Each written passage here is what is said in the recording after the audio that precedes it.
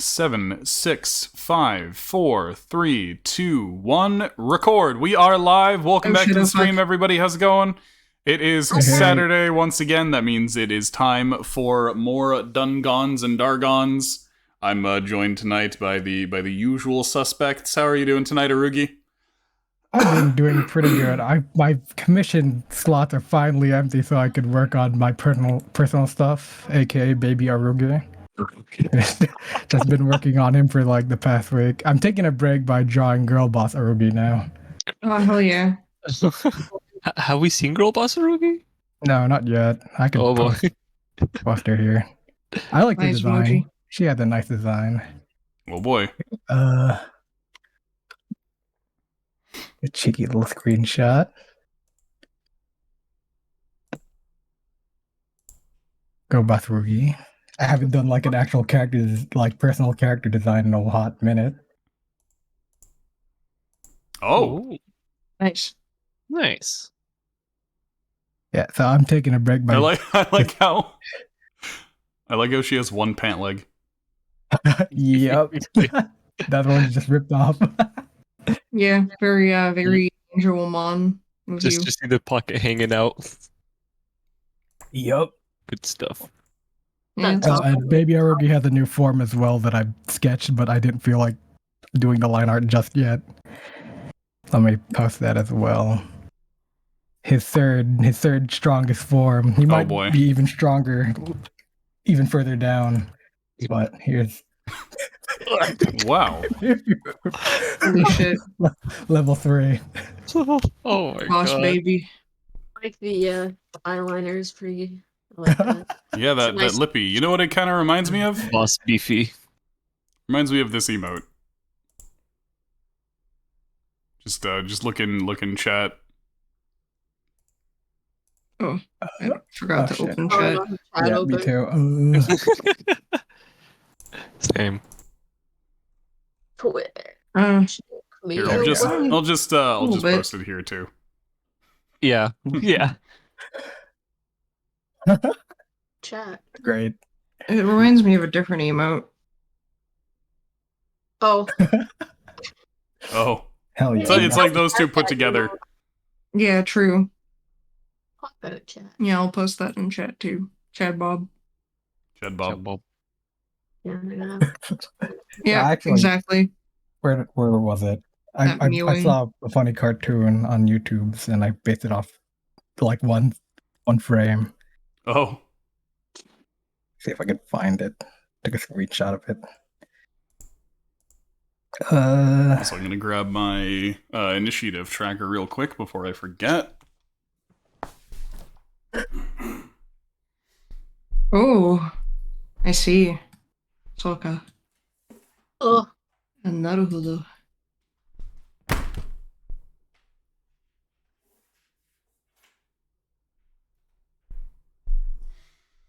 I'm just on Girl Boss Arugi now. Oh, Very nice.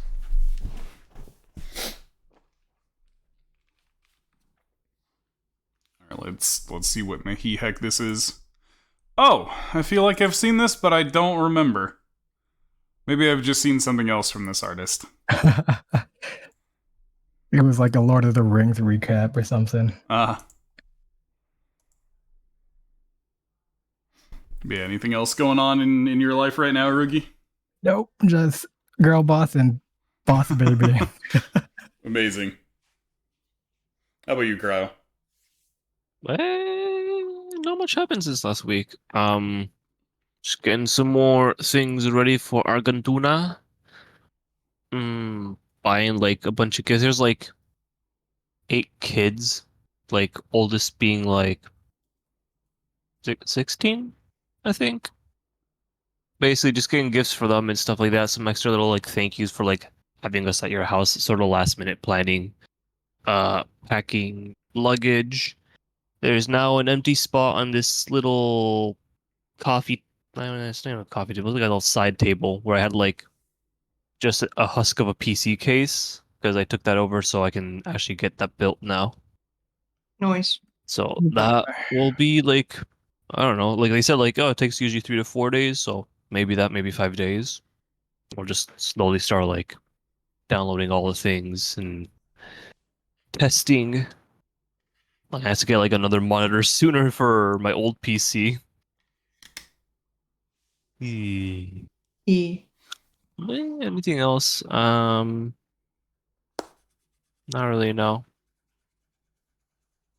Yeah, nothing else new. No, nothing else new. Ow. I need a better eraser right now. Let me grab one. Trying to erase the old initiatives. Just reach behind me and there we go. There it is. In that case, Sarah, how are you doing? Pretty good. Work's fine. It's just not enough hours and not enough money. I went to a friend's house today. You spent what? We spent the entire day sitting on the couch watching movies and playing video games. We watched Cocaine Bear, Oh, which was way fucking better than it had any right to be. Really? I like Yeah. how at the very end of the movie that guy dies, and then almost immediately after they say "in memory of this guy" because he died IRL after the movie. Yeah, Ray Liotta. Fucking Yep. killed him.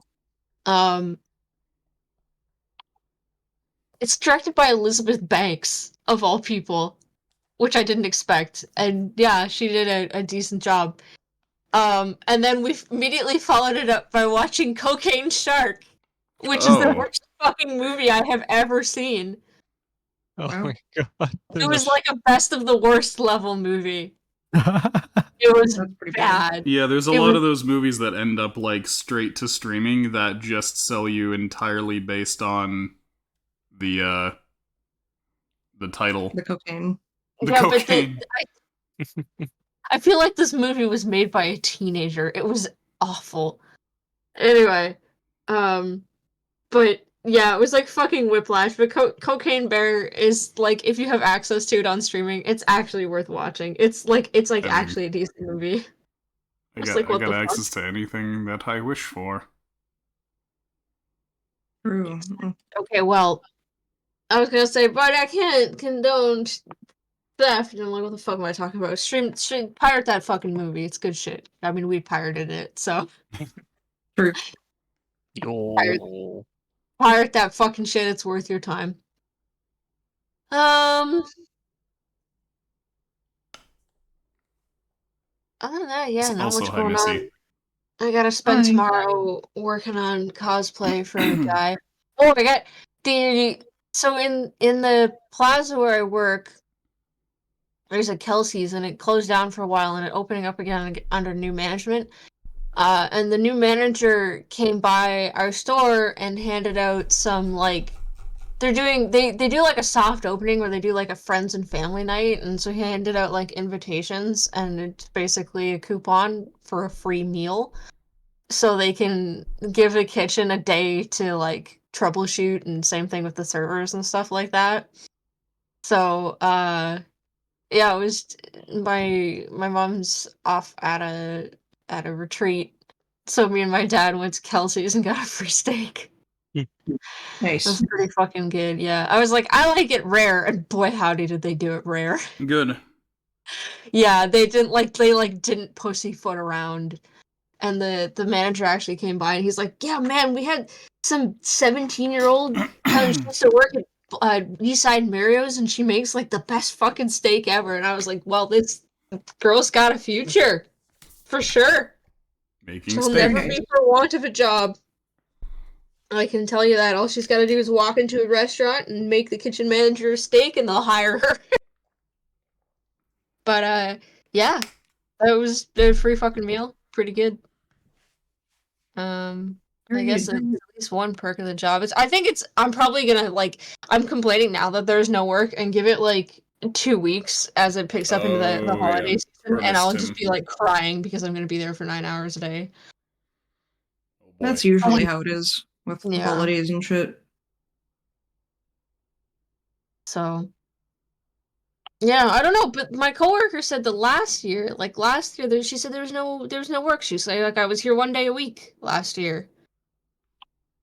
But the assistant manager is gonna be like, oh no, it's gonna be getting busier. So I don't know, man.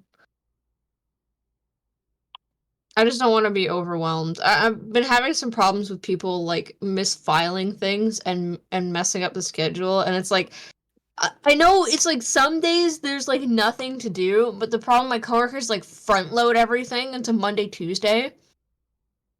And I'm like, I don't mind, but we have to like stick to the schedule in that case to make sure I can get everything done in time. And they've been like misfiling things and losing them and not recording them in the book. And I'm like, guys, I understand you're only human and they like do not pay you for the bullshit enough for the bullshit they put you through, but for the love of God, please, I just want to like, I don't know.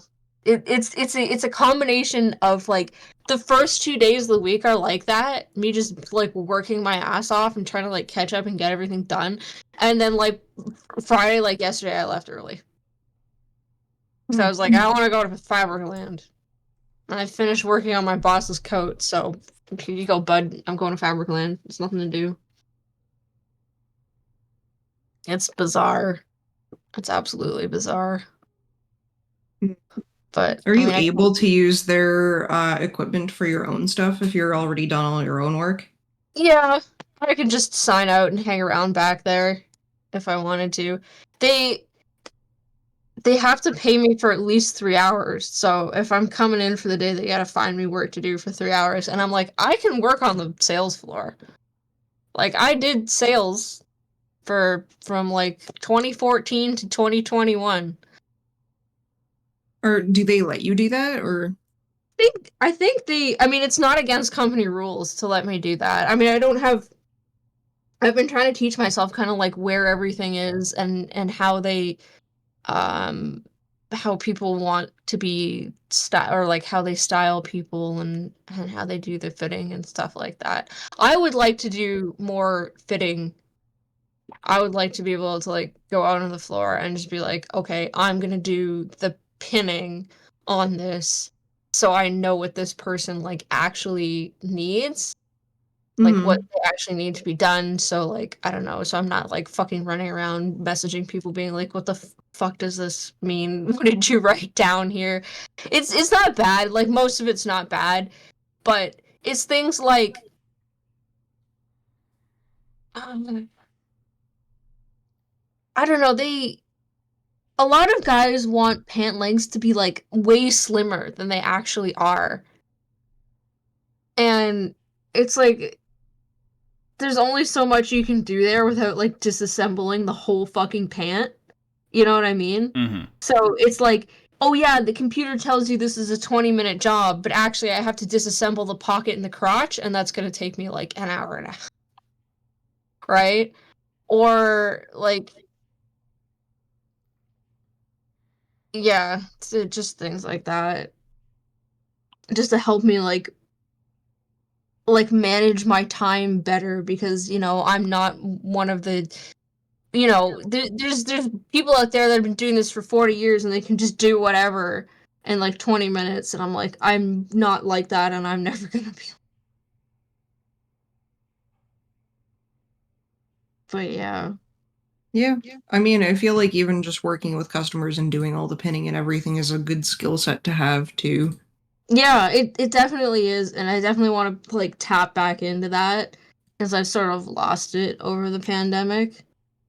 Mm-hmm.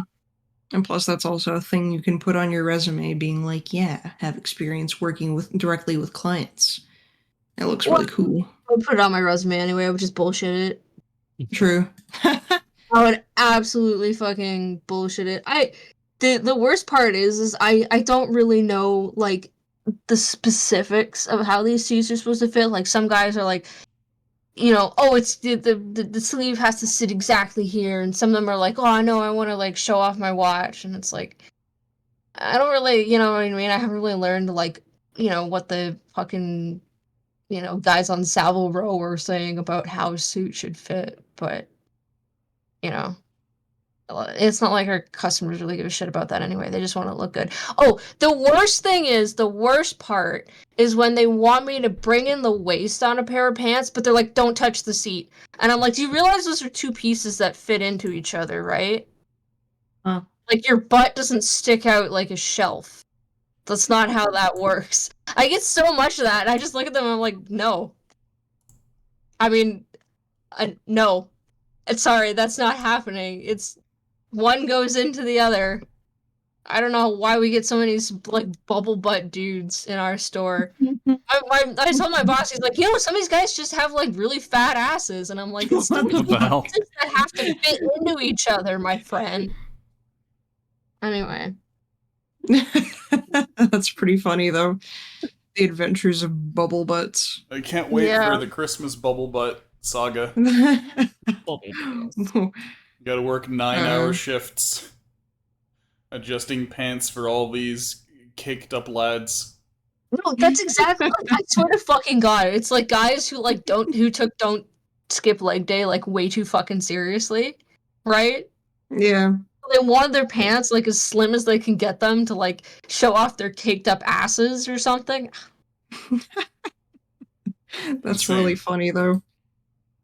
Yeah. I mean, a lot of guys like lift now because, like, they like just a lot of gym bros out there like working on specifically like their legs so they can get like tight asses. I don't know, being a trend or so I've noticed. You know why?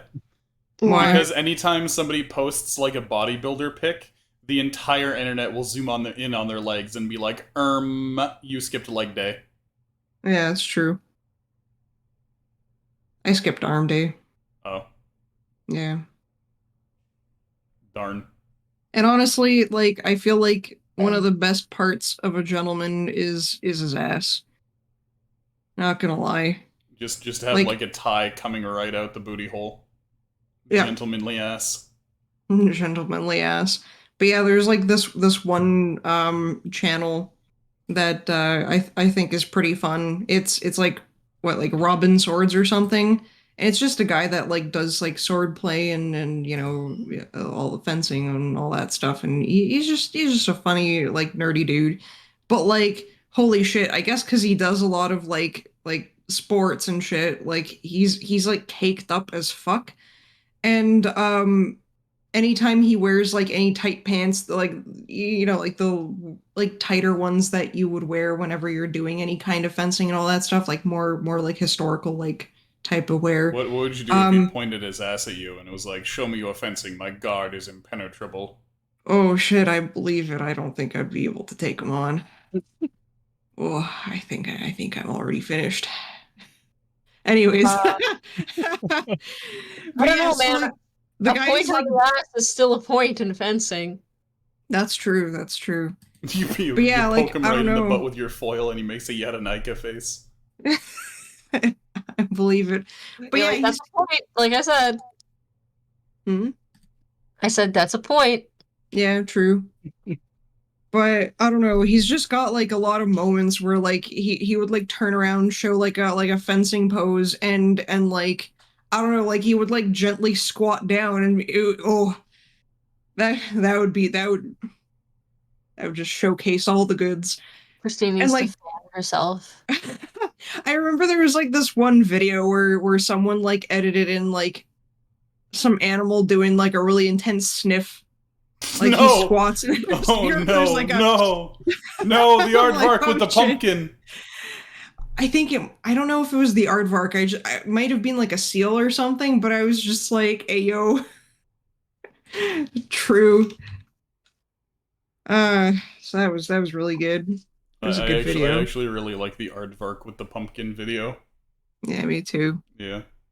But yeah, a lot of it was just me watching that and me being like, "Yo, for free? For free?" So, I don't know. It's been good. Very rewarding channel in more ways than one. Yeah, at this point, I'd like to remind our audience out there that these streams are recorded and archived forever and available to watch on YouTube at any time. I don't fucking care. I draw porn for a living, whatever. I wouldn't say you do that for a living. Well, not for a living, but part of my living, I'd I say you do suppose. that to get your fucking weed lobster fix, if anything. What the fuck? Do not tell people. About your weed lobster fix. This, stop. Okay, I definitely will not tell them about that time. What the fuck, asshole? The time that you couldn't Why? peel an egg thanks to your lobster claws and being high as fuck on weed lobsters. What the fuck? How rude. It's like if you've ever Bitch. seen the movie Tusk. Yeah. It's like that, but Honey's just turning into a lobster the more weed lobster she eats. True. It's like bug snacks up in here. Bug snacks. Yep. Yeah, that's the good stuff. Except it's bong snacks. Yeah. Did I find the sniff? Yeah. Okay, Oh I found no! the sniff. It's an God otter. damn it! It's an otter. It's an not otter. a seal. Okay. Yeah. Oh, it's really funny though. So you're. Is it just the otter, or is it this man squatting and then sniffing? No, it's this man I hear squatting. It. Okay, I hear it. The act of assuming this ready position. I can hear someone watching it.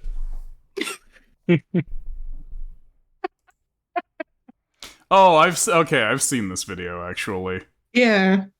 I'm pretty sure Okay. you've showed me this before. Yeah, probably. It's And I said, "What the it's fuck in is wrong character. with you?" Well, listen. Ass is pretty good. So is legs.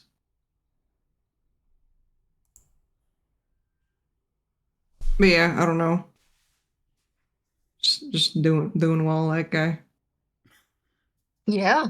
Knows what the audience likes. Mm-hmm. NOSE, what the audience likes. Yep.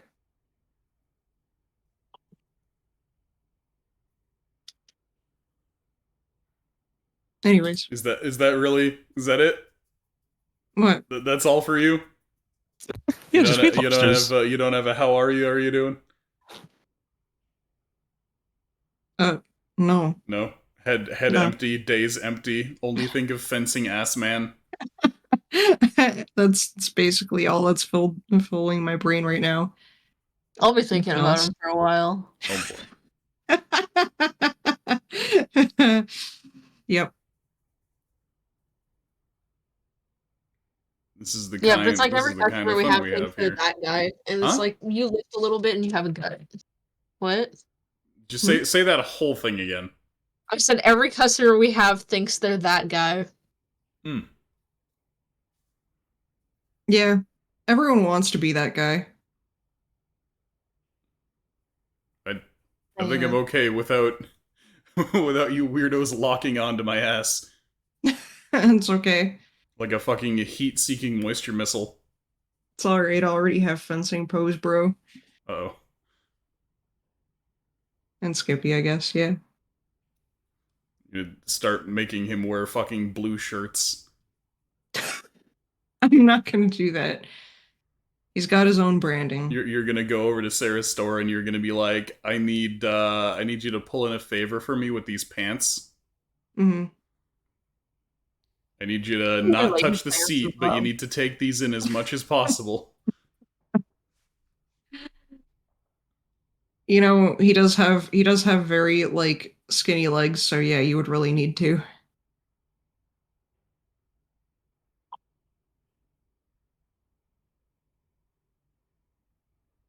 Damn.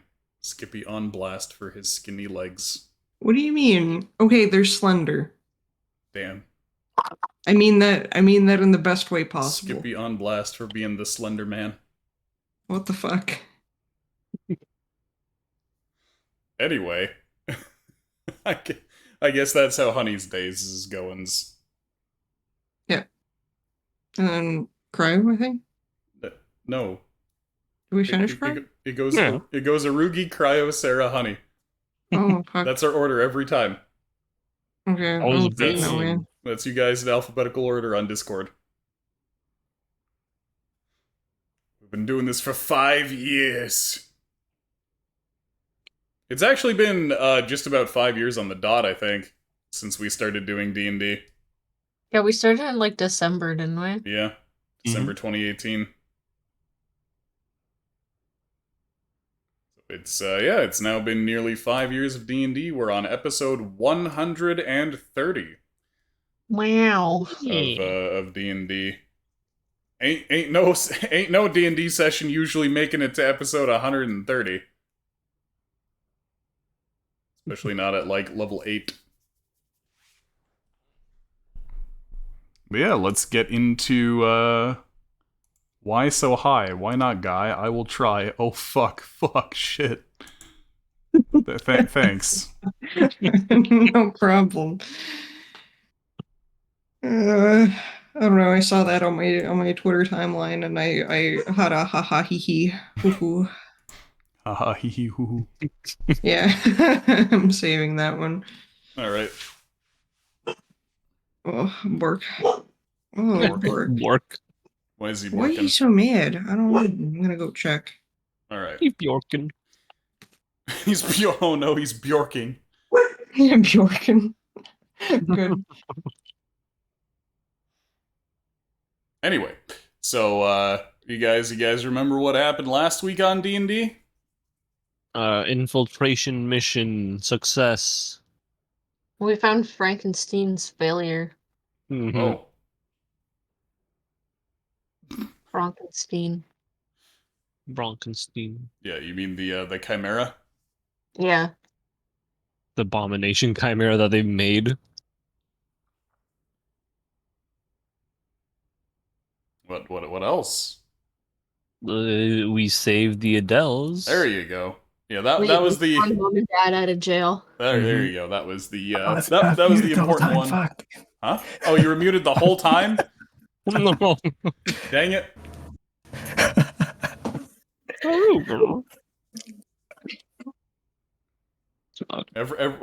Man, I wish I could just like have all of the muted Arugi commentary that we've missed like over the last 5 years. Just Bro, put that in talking to a myself, compilation. Thinking you guys are responding to me. That's a funny thing too, because it always happens like, oh yeah. Arugula. But yeah, so you guys broke the Adels out of their imprisonment. They were being forced to work for the University of Eru at their own factory at Adel Applications, producing things exclusively for them. And you have faked their deaths. Oh yeah, we faked their deaths. I forgot that part. Yeah, you faked their deaths. You had a couple of corpses there. Cheeky bit of corpses. How long do you guys wait between extracting the Adels and getting to your next mission? Yes. That depends on how Smalley feels, I guess. We could go on a fishing adventure, like a short little fishing adventure. Fishing adventure. I mean, give it like a week or two, maybe. Yeah. Okay, in that case, long enough that you end up being able to get news of the entire situation. Yes. Oh, yeah. Okay. So they did mention, in terms of things being revealed to the public, that there was an explosion at the Adel factory. However, they've announced that the Adels are actually fine, as they were not at the factory at the time.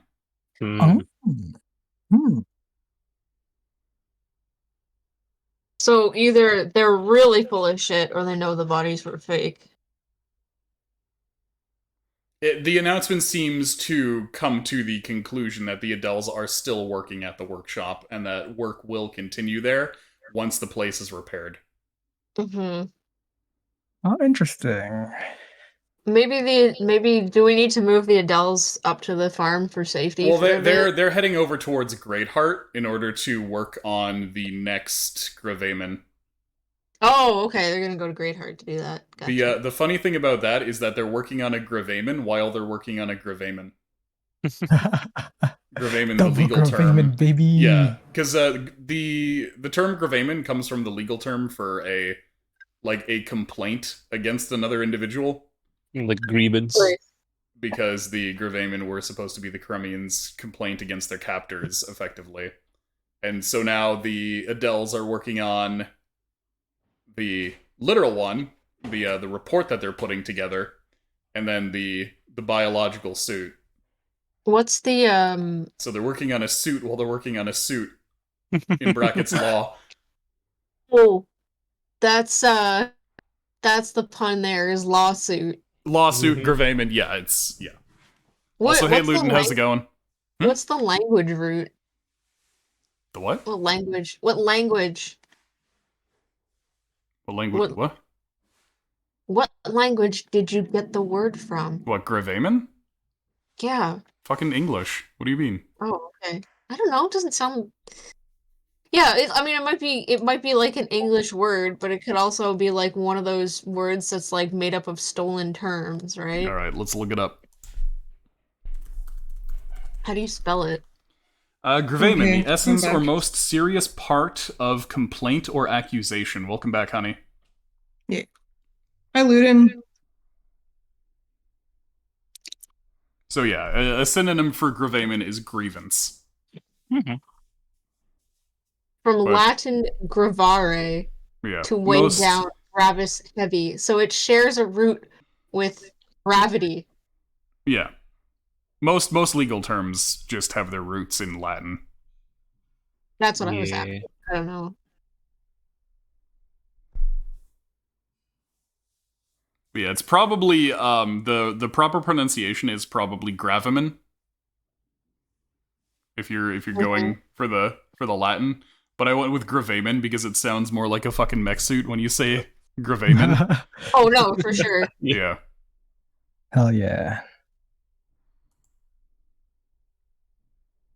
Smokey, no. What's he doing? Picking up boxes, Oh. trying to chew on them. Oh. Yum. Container. Container. Smokey, a slice. Hey. Oh, you fucker. No. Let me give him a treat instead. This is why he's so rotund. I forgot to mention the friend whom I visited today. They got pet rats recently, Oh. which is really ironic because they also already have 2 cats and a snake, and they Oh. have to buy dead rats to feed the snake. But anyway, and they're so oh my god, they're quite young. These rats are they're only a couple months old, so they're rats, but they're almost full grown. But they are gentle. They are sweet and gentle. I love them. Yeah, rats are actually very, very good pets. I have always wanted a pet rat. Like I never doubted that they made good pets. I've always wanted a pet rat. But They're these just two, little like fellas.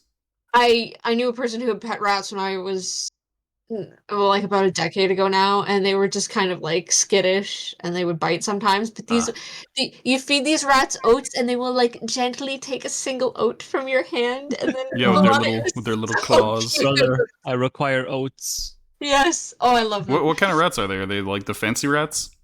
Yeah, just like the domesticated rats. Their names are Biscuit and Gravy. Oh my god. Yeah. I remember you telling me about biscuit and gravy. Oh, I should have taken photos. They're so cute. I love them. Both female. Good rats. I showed Honey a rat video recently. Yep. I should take a video of them like gently taking a single oat from my palm. Animals are good people. Sorry, yeah, I had to bring that up because I love them so much.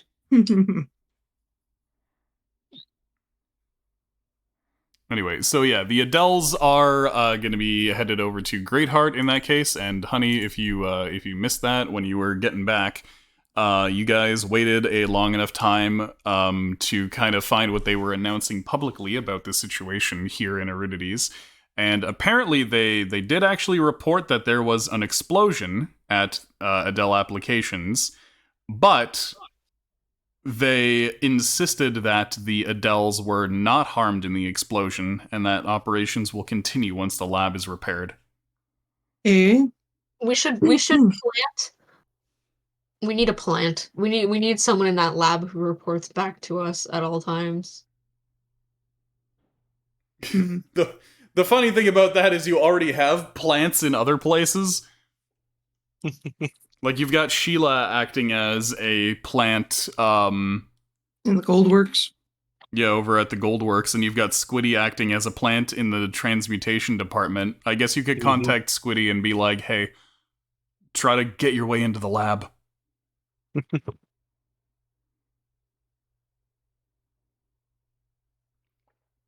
Sounds like a plan.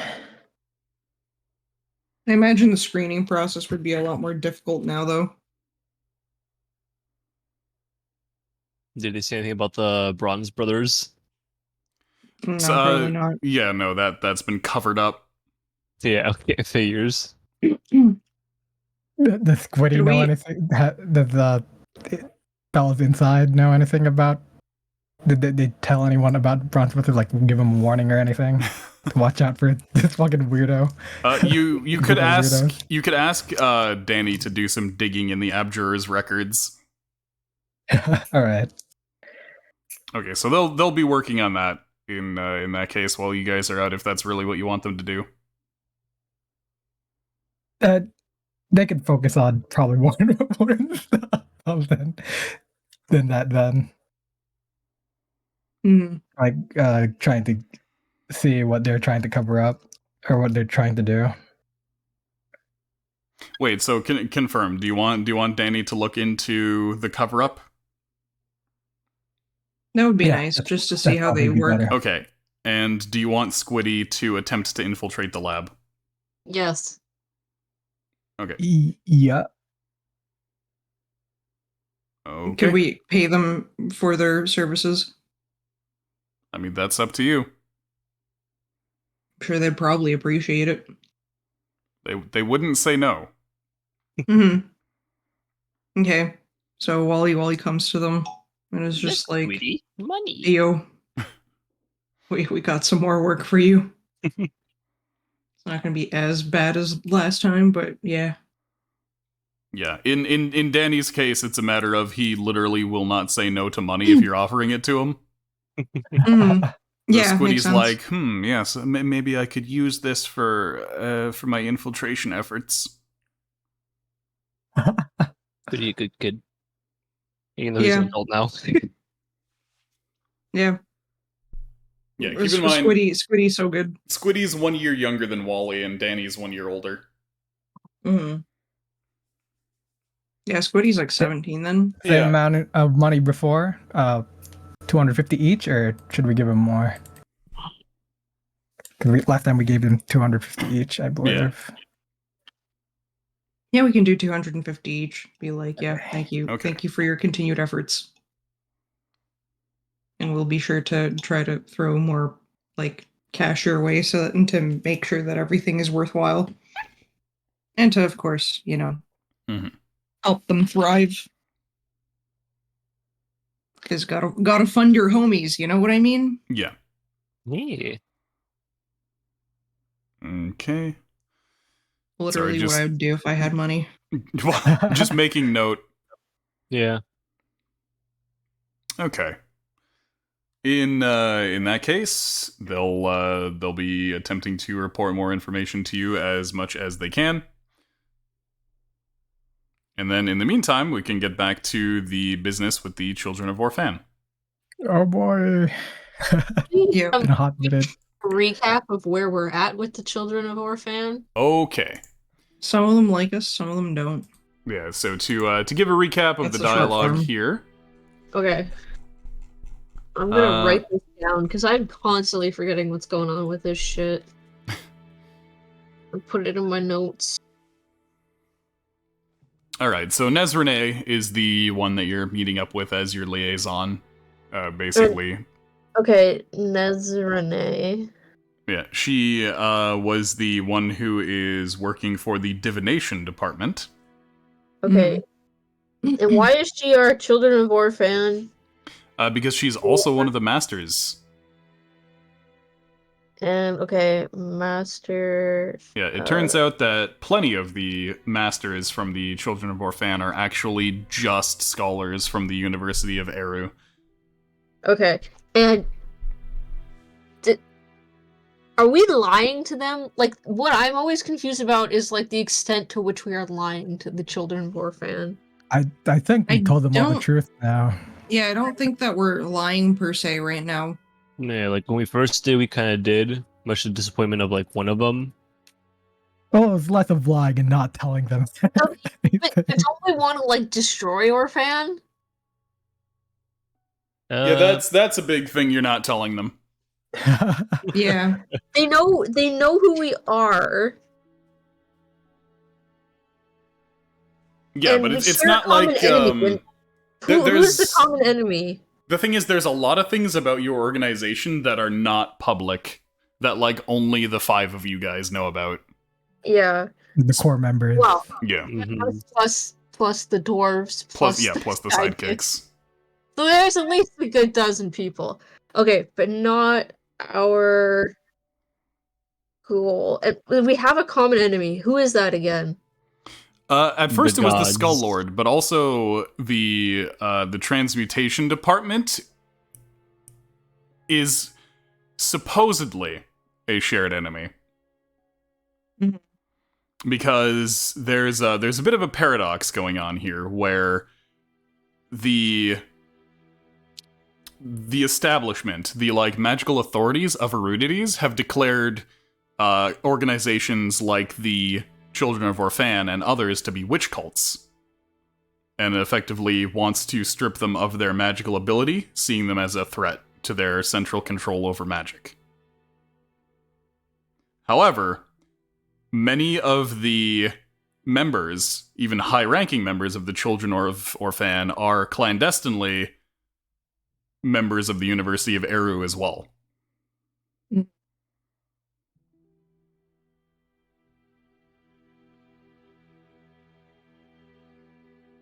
Who to cry them as my handwriting, my god. Yeah, in a very police chief snorting copious amounts of cocaine kind of way. But many of them being the children are are they high up at the university, or they're just like working professors? Bit of both. Okay, I'm just gonna write working at... Like Nezerne, for example, is pretty high up in the divination department, and she's one of the masters. Right. That must be complicated.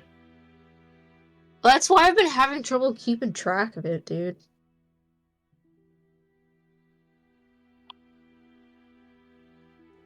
Understandable. I guess just keep in mind that ultimately one of the biggest things that you've exposed about the University of Eru is that they are massive hypocrites. Yeah. The University of Eru are... It's very much, we're going to forbid this magic, in brackets, so that we're the only ones who could use it. Okay. Want to be the only ones using certain magics because power. Okay. I won't ever look at those notes, but writing it down helps my brain. Mm-hmm. Yeah. Understandable. Alright, so Nezerne, to recap, says, we can have the Children of Orphan at the Tidepool pub ferry us over to the island compound, where your urgent business awaits. The elders and masters have been in heated discussion over whether your group is worthy of being friends with the organization. And as far as I understand, those at the Tidepool pub are very much on your side when it comes to where you stand with the Children of Orphan. They'll be making some preparations to set sail and get us over to the island. This time you won't be knocked out either. So as it stands, your dealing with the Skull Lord has put you in the good books for many of the higher-ups at the organization. Many would be willing to see you as part of the family. Of course, my own influence as one of the masters played no small part in advancing your cause. However, there are still some hardline traditionalists who want nothing more to do with your company. as well as those who are suspicious that you are merely infiltrating the Children of Orphan in order to steal the group's magical secrets. In particular, 2 of the elders seem to be in opposition of allowing you to maintain your relationship with us. One of the 2, Elder Moraeus, has been the most vocal in your exclusion and excommunication from the group. He maintains that it is likely that your group were the ones who murdered Pusif and stole away his apprentice, Noel. What they are unaware of... Are we? Well, you are, but they don't know for certain. Oh, okay. Wait, does she know that? Yeah. It's Yeah, we this told her. Pusif guy that I get confused on as well. Yeah, he was a member of the Children of Orphan. You didn't find that out until long after you killed him. Yeah. Like, he came after us. Yeah. Originally, Right. you guys met on land because he was a former Grand acquaintance Remember. of Granny. And yeah, you guys locked him in the shed. Right. And he came back at us for revenge for that. Yeah. And yeah, he was the one who forced Noel into the Warlocked Pact. Yeah, I remember that part. Yep. Okay, so she knows that we killed Pusif. Did the children know as a whole? No, though they suspect it. But what And they we might as well are come out clean with it, right? what they are unaware of is that you discovered evidence that Pusif was actually working with the Skull Lord. That is potentially a useful bit of information that we have stashed away. It's up to you, however, if you wish to confess to dispatching Pusif, if you wish to let it be known that he was a traitor. But one thing to keep in mind is that you found out that he was working for the Skull Lord after killing him. Okay, so we need evidence he was working. We also didn't know he was part of the Children of Orphan when we killed him. Mm-hmm. Yeah, but that doesn't matter when it comes to like a. Wow, the skull matter. Well, he was attacking us first, so. Yep. Yeah, Right, but let me take off my skull Lord uniform real quick onto this island.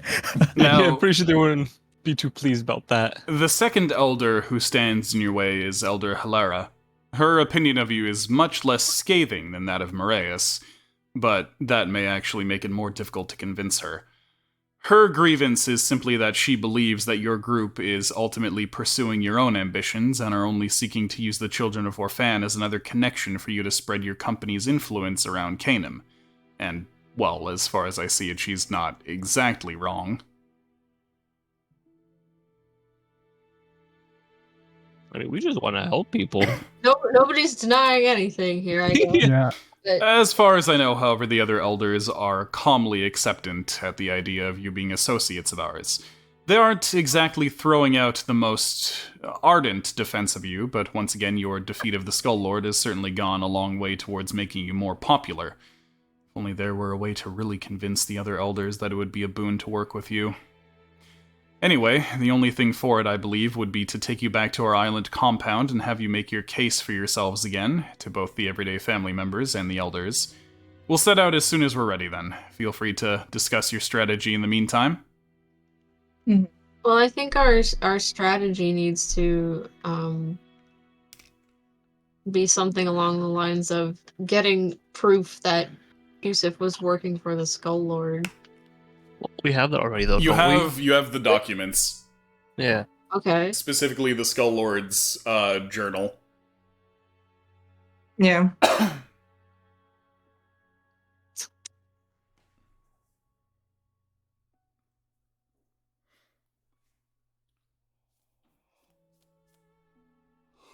So I don't think that refuting the fact that, like, yes, we want to further our own influence is, like, a good thing. Like, I'm sure that would be pretty difficult to do. Mm-hmm. But, like, it's not like we So plan on... we have to prove to them, then, that it's a mutually beneficial relationship. Yeah. Yes. So, what... Then I'll pose this question to Nezrene maybe as well. What do the children want that we can offer them? Well, with the Skull Lord out of the way, the only thing would be some kind of guarantee against the University of Eru.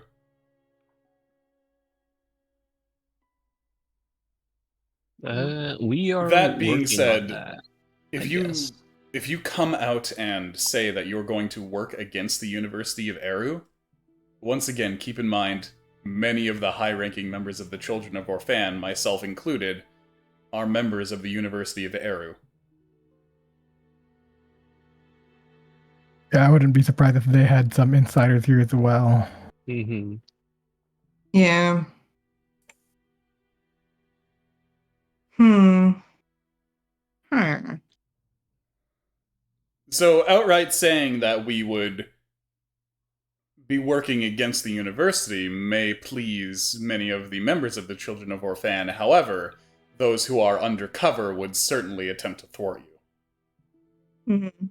Which makes sense. Yeah. So, I mean, How do we navigate that? well, there's gotta be a way.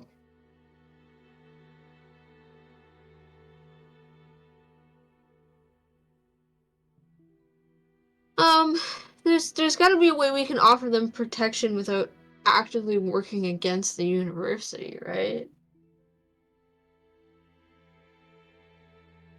I mean, So you with don't the have to say it's the university itself, or just like against the Goldworks, who happen to like.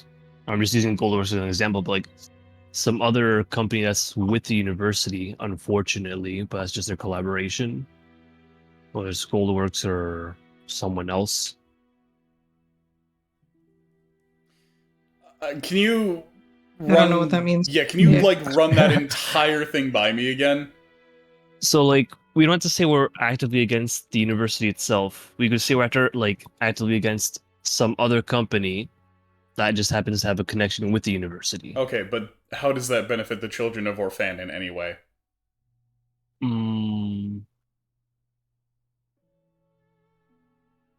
Yeah, and plus the plants would still hear that, and if they're all working together, then that might just be like okay, and what? But Yeah, then because we plants can't would like be like, yo, got some yeah, juicy deets. yeah, because then like I'm trying to think of like some other things that like would help us in this. That's like tied to all the water theming of like the cult and everything. So I wonder if they would be okay with us doing like, I don't know, like I guess thinking Big Corpo doing something to sway the opinions of the public concerning the Children of Orphan, and potentially putting them in the public eye, I suppose, or putting their cause in the public eye so that people can, discuss their cause and have them, basically be like socially, Accepted. protected, I guess. Yeah, because if they're socially accepted, then they're socially protected. And if the university makes a move against the Children of Orphan, then that's a move against public opinion. Yeah. But the question then is, how public do the Children of Orphan want to be? I guess we would need to discuss that with them. Yeah. Because, I mean, people know that they exist, and people want people to understand that Leviathans are, Friends, not food. Yeah, exactly. So, like, potentially doing something to, like, I imagine that they probably wouldn't mind themselves becoming a little bit more public. Well, And also changing their like making them not look like, cultists and witch cults and all that shit. What if we try working on the angle of like the monster hunters that like we met like with the dinosaurs and stuff? Be like, yeah, Okay. I'm getting a raid. Hey, Sass! Hi, Sassafras. Thank you very Yeah. much for that raid. Also, happy birthday. Whoa, happy birthday! Hey. Thank you for giving that shout out to There's Sass. Amogus. How was your stream tonight? Very sassy birthday.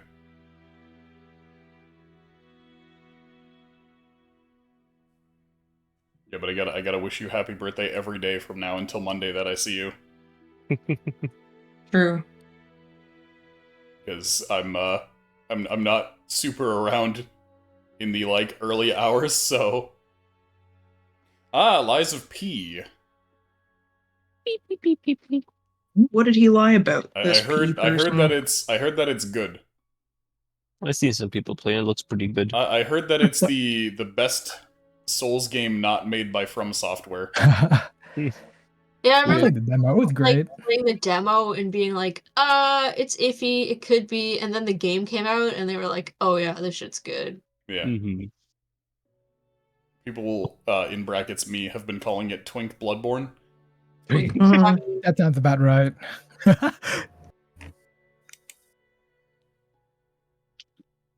Who is Yeah. P and what does he lie about? It's Pinocchio and he It's lies about being Pinocchio. a real boy. Ah, Yeah. You should know better by now. I was honestly surprised that people heard the name Lies of P and didn't pick up on that it was Pinocchio. I don't know. Because for me, I hear Lies of P and I think Life of Pi. Yeah. Not gonna lie, I thought of that too. It's got the same ring to it. Lies of P the Magic D.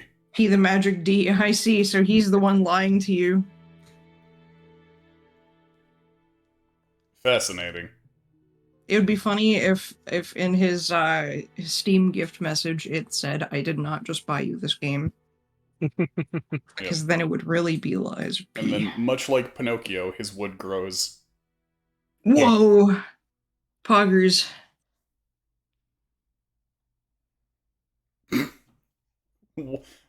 Wow. The P in Lies of P stands for Poggers, I guess. Yeah. Chad Pob. Chad Pub. Yeah. Remember when they just left a bad take in and made a joke out of it? Yeah. I wouldn't want to besee the other guy. You wouldn't want to besee? Oh.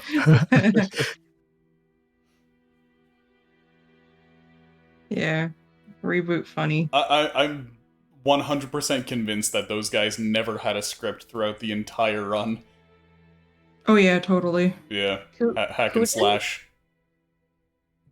The Hack and actors, slash yeah, from the Reboot. actors who play Hack and Slash from Reboot, they definitely did not give those guys a script. Oh. They're so funny. Because they just ramble and say shit and then they keep it in. Yeah. Maybe they originally had a script, but at some point they told the actors to improvise, and it was just that much better. Sometimes that's how it do. Maybe. Mm-hmm. It suits their personalities because they're all scrambled and stuff. Yeah. BRB. Okay. BRB. Yeah. But yeah, I've been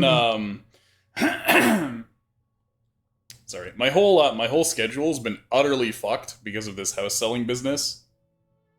Like, they keep having to drag me out of the house constantly so that people who are never going to buy the house can come around and look at all of our stuff and then go home. You should just ask them to just unplug your laptop and ask them to drop you at the public library. I mean, it's still a hassle being pulled out of my house for like an hour at a time. Yeah. Truth. Yeah.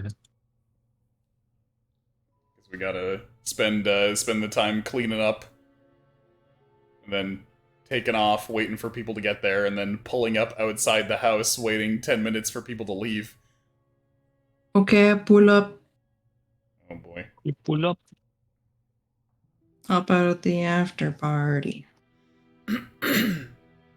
Okay, I'm back. Welcome back. Okay. Okay. You back. So, do you guys have a solid strategy, or do you just want to wing it once you're in there? I feel like we need to kind of understand what they want first, but I feel like offering them some kind of like swaying public opinion is something that we can do in our position because we're in the good books with the public. Yeah. a Nezrene lot of the assures public. you that no matter what you decide, she will try to advocate for you. Mm-hmm. Well, thank you. Okay, so I guess But does she think that that's like a solid plan? Is that like something that she would say is Well, is I don't pretty know good? I don't know the minds of every single one of the elders, who are ultimately who you are going to try and convince. The most I can Yeah. say is that I'll back you up. True, but if you were, for example, in their position, would that be something that you would want for the children of Orphan? I mean, it's hard to ask me in particular because of my position, 1, as your friends, and 2, as a member of the University of Eru. That is pretty biased. So yeah. I guess so, but I feel like it's definitely preferable to sabotaging the university and trampling one to benefit the other, basically. This way, at the very least, it's more of a compromise between the two, and doesn't necessarily put us in the bad books with the university. Something I'm thinking of is we met those people near Finagaran who like hunted dinosaurs, but like really only did it to like relocate them, not to like harm them or anything, just move them away from like populace. Mm-hmm. So like maybe we could use them as an example of like, look, here's big like dangerous creatures, but like they're just creatures living their own life, like we do ours. Or we could do like an interview with those homies and be like, "Hey yo, let's publish this in the You're basically in the the Aridides Times." land children of our fan. Yeah. The lad The children. land version. Children of your land. Fucking Yeah. Greenpeace, but anyway. Keck. Yeah, the big difference between that and that, though, is that the creatures who Cronin's hunters go after have like subhuman intelligence. Yeah, and they don't got crazy magical. Yeah, the Leviathans radiation have powers. superhuman intelligence. So Does the average person know that? Probably not. No. Right. So the average. So okay. So the thing is, the university knows. Okay. Then we try making that we could publish a public study. knowledge. Yeah. that sounds to me like the knowledge that needs to be public. Yeah, we can't even make a reference to that one that we found like beached that we ate hard of because we were trying to cover that up. We cannibals? Well, We've eaten Well, how it many wasn't- hearts by now? yeah, it wasn't human, and it also invited you to eat its heart. Yeah, it was dying. It's Like, fair game. Okay, that's fair. I don't know. I consider cannibal maybe like eating another intelligent human being. It doesn't necessarily need to be like the same species as you. Yeah, fair enough. Yeah. Look, if any of you guys tell me to eat you, I will eat. Bruh. What the fuck? All I I'm was saying talking is if before I thought it. if an alien crash lands in my backyard and that MF definitely dead, I'ma get the teriyaki sauce. Oh, dude. Or not. No, I'd ask him if I was allowed to eat him if he was like on death's door. Imagine that's you. Imagine you crash your fucking spaceship into an alien planet and some dude like with 3 eyes and a Hawaiian shirt comes up to you and is like gleep gloop bleep bloop and you're like what? And then he starts covering you in barbecue sauce. Fuck. I mean, he asked first. Yeah, he gave. At least he asked. It's like that diagram. Also, I think Honey, you dropped out of Roll20. Me? Yeah. Nani? I'm It's right like here. that oh, there you are. It's like that diagram of like, are you allowed to fuck this weird like serpent creature? And it's like a flowchart where it's like, does it have human language? Does it give consent? And I'm just sitting here like, why do you want to fuck the serpent creature? Might be hot. I don't know. Yeah, just change it to "Can you eat this Entities. serpent creature?" How come every time I say like, What? why would you want to do this weird fucked up thing? Like less than a nanosecond later, I hear Honey be like, I mean, Have you met Honey? Listen, Like- No. I'm a Prince Sidon simp. That should explain everything. Like, would you fuck the snake? Is it like a humanoid hot snake? No. Is it does it got like some print site on design elements? Does it have two cocks? The internet calls this the Jack Harkness rule. That's And that's what it The is. Harkness The test. Harkness of test. age for its species, and can you reasonably communicate consent with it? I that one fucking video the person made with Yeah, Pokemon. and I'm still like, but why do you want to fuck it regardless? Snowsea. Doesn't matter. Let's see.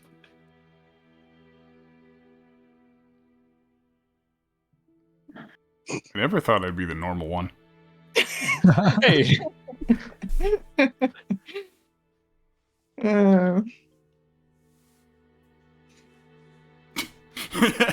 everybody dinging their bells, ringing their sirens, being like, normie alert, you don't want to fuck a snake. Oh, I can't hear. I unplugged my fucking shit. Breathe. That's what I should have Okay. called this episode. Alert. Call it Jack harking off. I'll say change it. I like brain damage. I mean, it's also very aptly named. Accurate. Yeah. Yeah. Alright, so do you tell the elders that you want to fuck the snake? Listen, so we can't possibly be doing this for our company's gain, because it's for our own gain, because we want to fuck the snake, the sea serpents. There's definitely some of these spells. Have you in met here, our though, that company? would- So you're gonna go out there, you're gonna slam the table and be like, I want to put the love in Leviathan. We are and then everyone cheers. Yeah, everyone loved that. We sell lubes. Our bar's called Rub and Tug and Chug. should not be our angle that we want to. No, not actually. Yeah. It's only hypothetical that we're Yeah, geez. cheeky little. I'm just putting it on the hypothetical table for it to be there. We're throwing at what's it called here? Our friend. Yeah, she's watching on in horror. Yeah. Voice of counterpoints. Voice of the degenerates. Yeah. It's been a long pandemic for some. Fuck do you Yeah, mean? it sure has.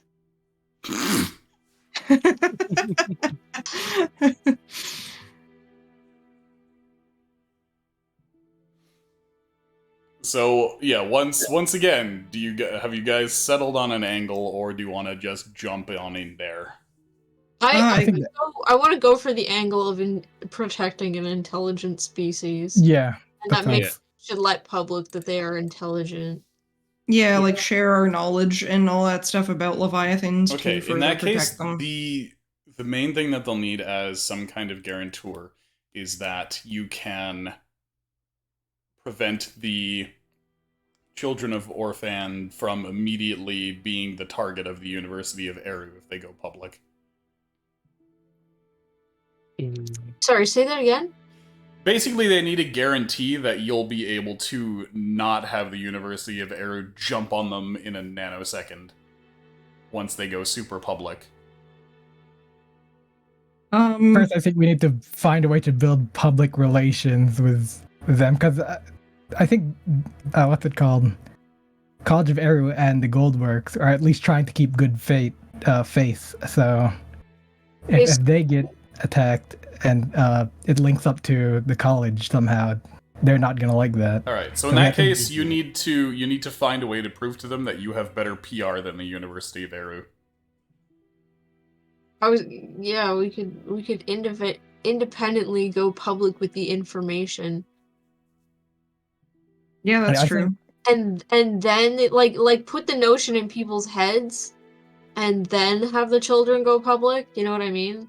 Yeah, Like, let's not introduce them immediately. Let's Okay, so introduce them use after basically getting... use yourselves as a buffer for them, where it's like we're Yeah. going to expose this. Yeah, a layer Yeah. of separation. Okay. So is that going to be your angle? yeah. Isn't that- Yep. Wait, so we're going to expose the university or the Goldworks? We're not going to No expose one. anyone. Yeah. Yeah, we're not doing anything like that. We're specifically focusing on making people think Leviathans are good people. Our friends. Yeah, fish are friends, not food. Now, We need to find a cool Leviathan that'll like talk to the people, like maybe Okay, so here you need a pretending to be Leviathan. You need a Leviathan advocate. We could make a fake one. We have underwater submarine and other things. Timeout. You're talking about making a fake Leviathan to a group of fucking academic wizards. Would Bahir count as a Here, put that guy away. Yeah, Neemlock specifically does not want to be found.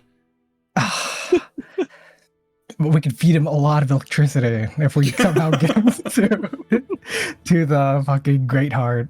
Leave him alone, he hates you. I want to show him my cool tattoo of him that I got. Imagine, look, it's you. Imagine if somebody like made a restraining order against you and you came up to them and were like, "I got a tattoo of your face on my chest." Oh.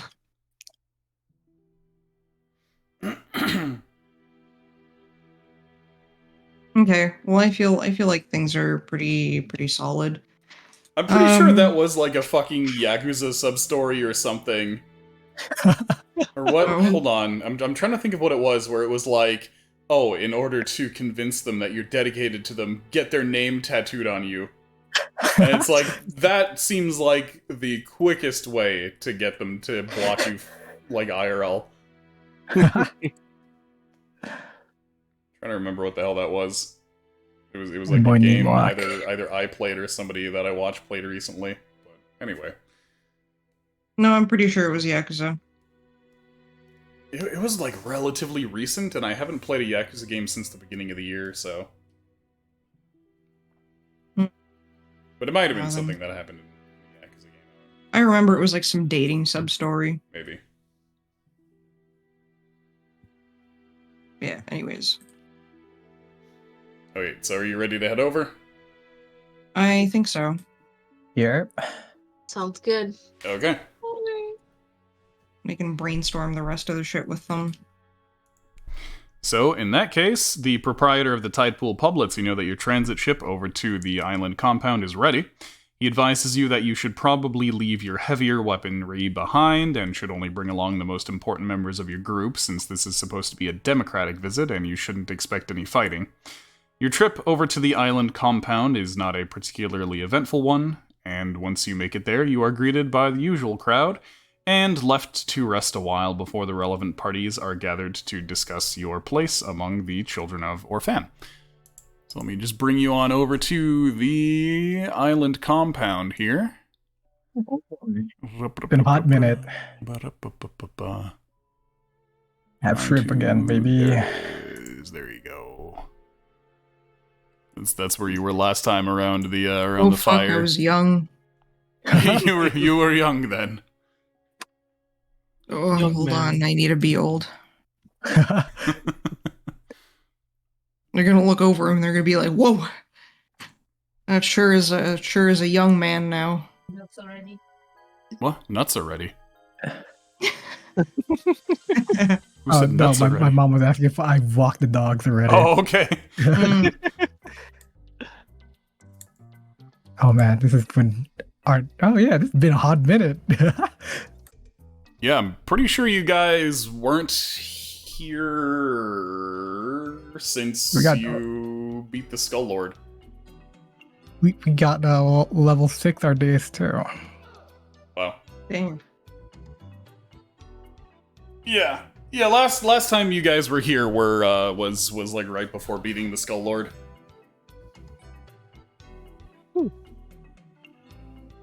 Yeah. I gotta look back and see when the Skull Lord fight was. It was like at the beginning of this year, I think. Random question: whatever happened to like the body of Satophis? It blew up. Blew up. I just completely blew up. Okay, that's what I thought. It broke apart and gave way to the blimp. But like, were there any other parts left anywhere or not? There's a bunch of bones down there. Why? More just as like, do you want us to like bring the bones to you, like prevent that from getting into like Eru's hand? Yeah. At this at this point, there's nothing left of Satophis' power there. Okay. Satophis got turned into a boat. Yeah. Good Photo question, fist. I guess. Just in case, because I didn't even think about that. Yeah, just extra ground that I just literally thought of now and never before. Like, oh wait, maybe we should have thought of that earlier. It was cool though. It was a cool fucking boat. I'm Yeah, not gonna say that out loud, but I might have asked it before. I'll mind meld it to Iskra. It was a cool fucking boat. It's like a fucking boat. Epic Sweet fucking boat. I used that line in my my fan game that I made for that one guy a bunch. I had an item called the Sweet Fucking Demon Killing Axe. Yeah, Great. channeled. Yep. Man, I would love to stop having to clear my throat. I like how you drew in fire to make it green fire. Oh, green fire. Oh no, not the green fire. Anyways. Oh, God. Green fire is now ruined for me forever. Yeah. Oh well. At least blue fire is still cool. Okay.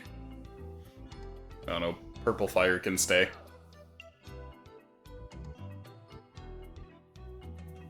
That's like one of the best aesthetics is fire. That's a color that fire is not supposed to be. Yeah. You're like, Oh, I can't "Ooh, delete the rest of it. Ooh, why is fire that color? Ooh. Neat. Ooh. Anyway. So yeah, you can just kind of hang out at the island compound. You've already discussed your strategy a bunch, so if you want, you can get right to the debate over at the Hall of Elders. Unless you want to just schmooze around a bit. Yeah, I guess we can talk to people, see what exactly people want. You talk to people who are kind of against us, like not the higher ups, like probably just like the lower fellows who are like followers of. Yeah, of not the those guys. decision makers, basically. Okay, so a decent amount of the just rank and file folks seem to be pretty well on your side. Mm-hmm. Especially a lot of the folks that you interacted with the last time that you were here, such as the chef. Yeah, but why are they on our side in particular? Like, what brings them over? One of the things is that, for the most part, the people who are part of this organization are not shady. Really, when it comes down to it, most of the people who have a problem with your group are either the super old hardline traditionalists, or the people who very specifically have goals that run counter to yours. Yeah.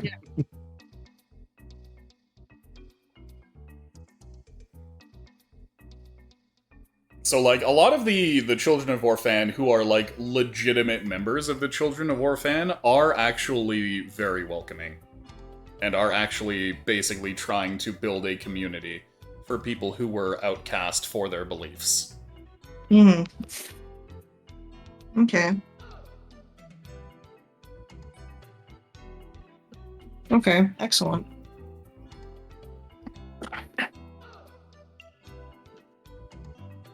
All right, so I guess nothing to it but to start, I suppose. Okay. In that case, Before I over need at to the... pee. What's that? Before I need to go pee. Okay. Okay.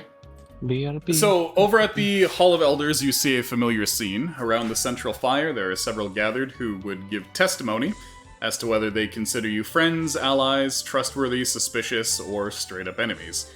The debate goes much as it did last time, though each party seems to be more vehement in either supporting you or condemning you than the cautious curiosity that they displayed the first time that you were here.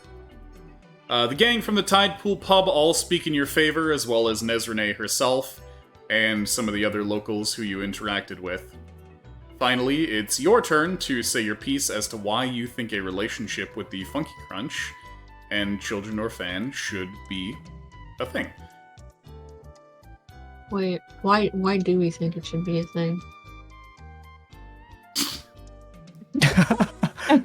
I just had that same thought. Ardeus really likes that. Gosh, let's rewind a little bit. Sorry, what was that? I said that's the one thing we didn't discuss. Let's I rewind. mean, we could just say that our goals align, and our goals are mainly that we're going counter to the university, but we don't state that explicitly. We're basically environmentalists in a weird way. We like animals. We really like animals. I mean, even with like Orphan and all that stuff, like, yes, it is like magic radiation and all that stuff, but we do want to like learn more about Orphan and understand the true like meaning of what that thing is, and whether like or not it's like actually legitimately harmful, or like, you know, it should be disposed of. Like, we should research that properly and all that stuff.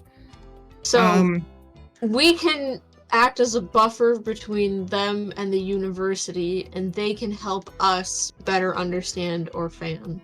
Yeah, and further advance our ocean, understanding of the universe that we live in,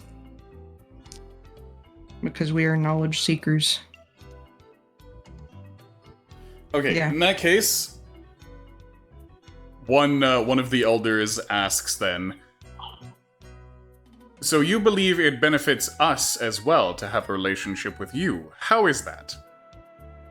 Well, currently, aren't you trying to stop hunters from hunting leviathans? We probably could put a stop to that, or at least A hunter would never be able to do anything against a leviathan. The issue is the disruption of sea life as a whole, through things like industry. As you have just seen, very recently, an entire fleet of Castidian ships was destroyed by the Leviathans. Okay. So, in our company, we tend to be very, like, how should I say, conscious of, like, our environmental impacts. We do that through our agriculture and all that stuff, so we would like to extend that to, potentially also sea life, because, you know, I feel like that is a form of sustenance to people, and it's something that we need to, you know, sustainably interact with, I suppose, and not, you know, pollute and all that kind of thing. So it would be like we would want to further that message for you because it's in line with our beliefs, and, you know, I feel like it would be difficult for you to push on your own, considering the privacy of the group overall. So you hear a few people nodding and agreeing, until one says, "No, they're admitting it! They have no interest in preserving sea life for the sake of the Leviathans, only to sustain their own societies." I mean, Well, just because we didn't say it doesn't mean that that's not an aspect that we also care about as well. We want to learn more about the Leviathans, and we want to fully understand what kind of creatures they are, so that we can, you know, work better with them and coexist. One of the other elders actually speaks up, looks down and says, "Our main concern is that you're simply seeking access to Leviathan power to advance your own cause, similar to what the Skull Lord was doing."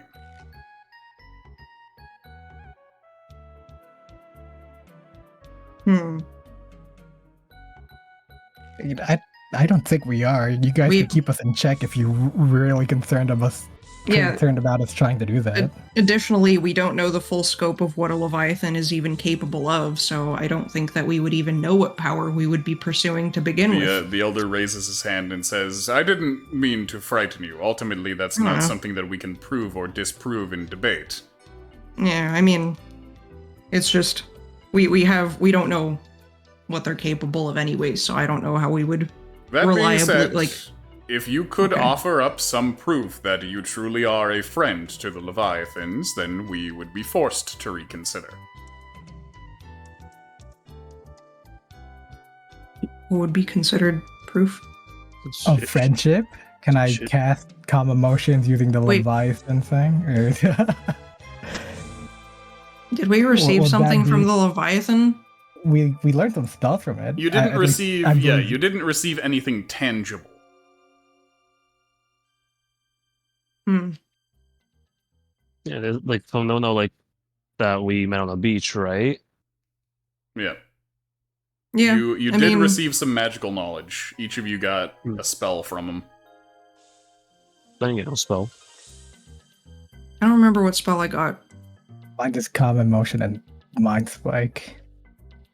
We got spells? I have spells? I don't have any spells. Specifically, Wally and Ardeas got spells. Okay. Yeah, okay. I guess I can get I no don't remember spell. what I got from the Leviathan. Was it like breathing underwater? I could open it up and check again, but it's just written into your spell book. And I think Smalley got like +1 spell. Mm-hmm. We open up level 8. I have tongues and water breathing, which might be it, but I'm not sure. Could be. It's level 7. Should be this one. Maybe. Should be this one. Being taught by Leviathan could be viewed as that Leviathan being friends, right? Or no?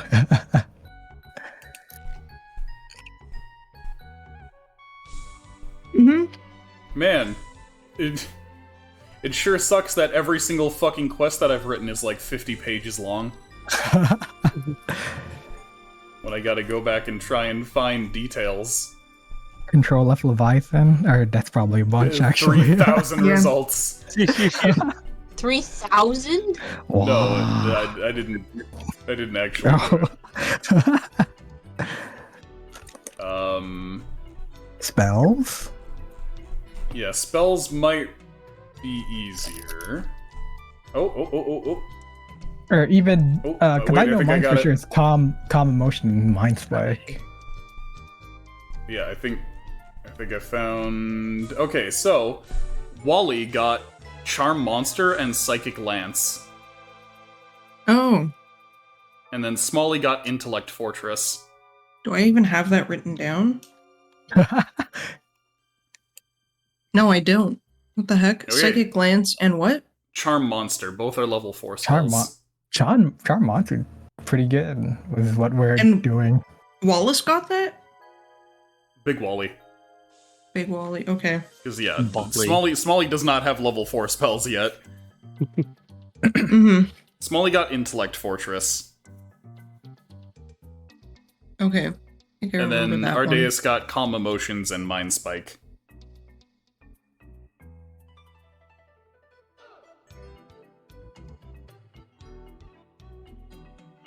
one. Okay.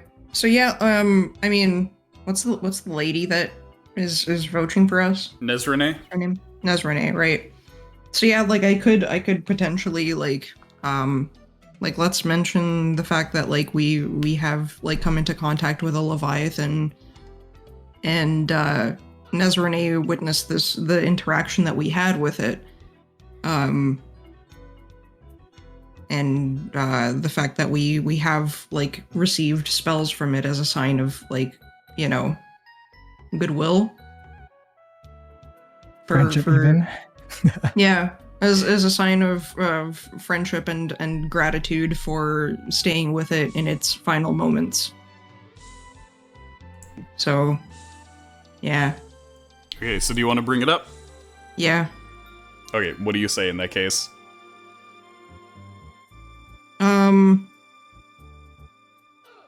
What was the name of the Leviathan? Did it ever tell us? You know, I don't think it gave you one. Mm-hmm.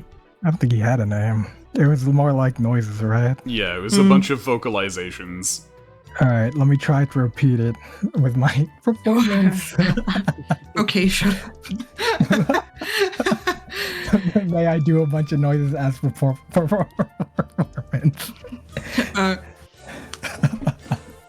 But yeah, My friend, a bunch of noises.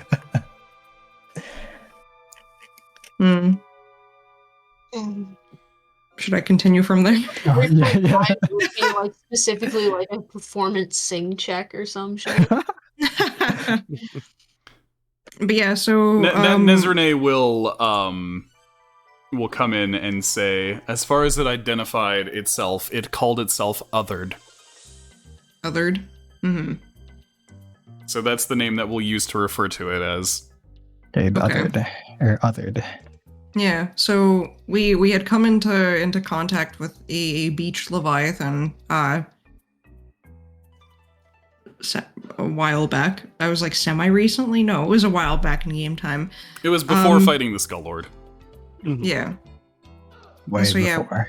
We had come into contact with a leviathan, like a beach leviathan, a while back, and we had stayed with it in its dying moments, and as a sign of like gratitude for staying with it, and keeping it company, and basically alleviating its loneliness, it provided us with knowledge, and we do have some spells recorded from it, and yeah, so I feel like we don't have anything like tangible or anything, but I feel like the knowledge that it passed on to us is definitely a sign of friendship. Okay, so once again, you get similar nods in agreement. Nezrene steps up and says, I can confirm that their testimony is true. I arrived shortly after their interactions with the Leviathan. And then once again, you get others that will say, see, that's proof there after the Leviathan's power. They can't give that Leviathan's testimony as it's died. How convenient. Oh, look. I figured that was the case. Yeah. I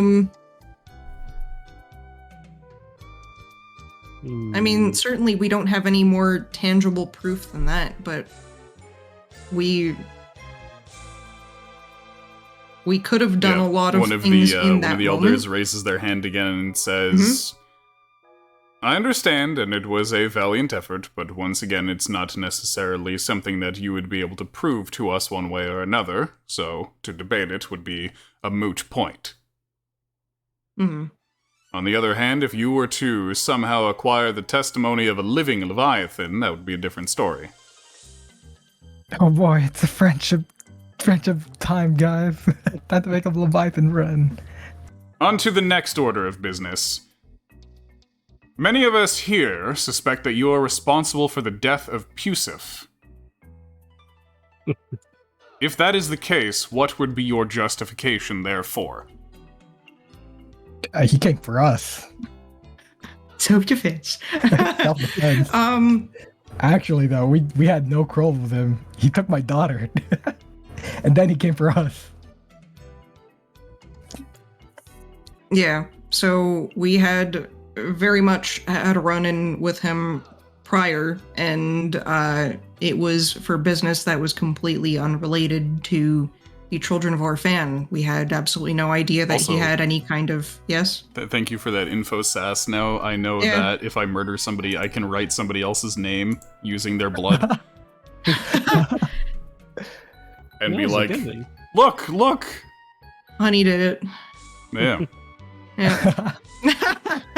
It's admissible. It's admissible. Sheesh. Fuck. Guess I'm guilty. But yeah, so... Where was I? That threw me off. Sorry, I left that comment sitting and I wanted to say something about it for like 5 minutes, but I didn't get a chance. Okay.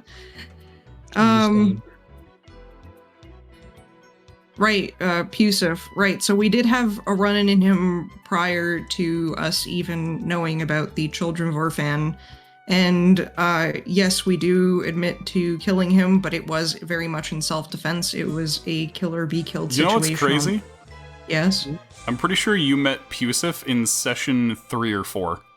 Yeah. It's like really Granny early on. Greenhook. And now it's session 130. And he's Yeah. still relevant. And it was also... To come back. Mhm. And it was also a matter of we had 2 run-ins with him. The first one was very much Pusif is the Dio Brando of this setting. Oh, True. fuck. Yeah, Did you just somehow return again? no, he's dead. He's dead, Jim. So Pusif has already he had tried to come after us the first time, and we had very much tried to avoid making any kind of contact with him in order to, avoid any kind of conflict. But then he very much continued to come after us for revenge for, The next time you see him, he's gonna be just like a squid head on a really buff body. Oh, fuck.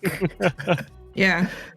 So, it was very much like the second interaction he was coming at us with Also, the intention to kill. And if we didn't manage thank you can I very much finish for- my shit? I'm thanking someone for a follow! I'm not continuing this explanation. Someone else can take over. Thank you, the Game Master Eric, for that follow. We basically cock blocked him once, and he held that against us for like 5 years. Yeah. That's basically the way to put it, yeah.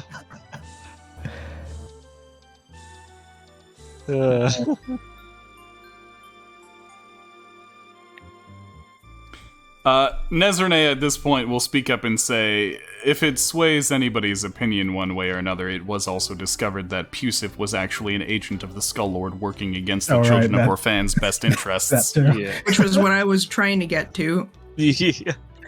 We have the Skull Lord's diary. Yeah, here you go. Whoever wants to read it. Yeah, additionally, he's also a daughter kidnapper. Yep. He's Yep. a daughter kidnapper.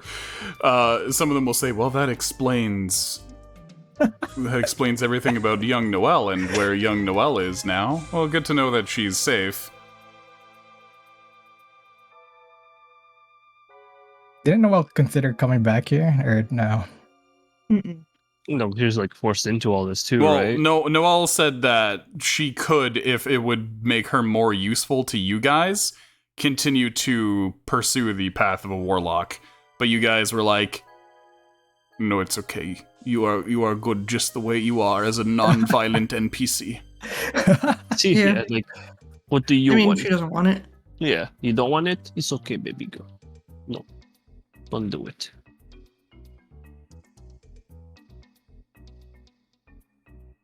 Okay. So you get the predictable responses, a bunch of people siding with you, being like, Pusif was a bastard all along. They didn't even know he was a member of the Children of Orphan. How could it be an offense?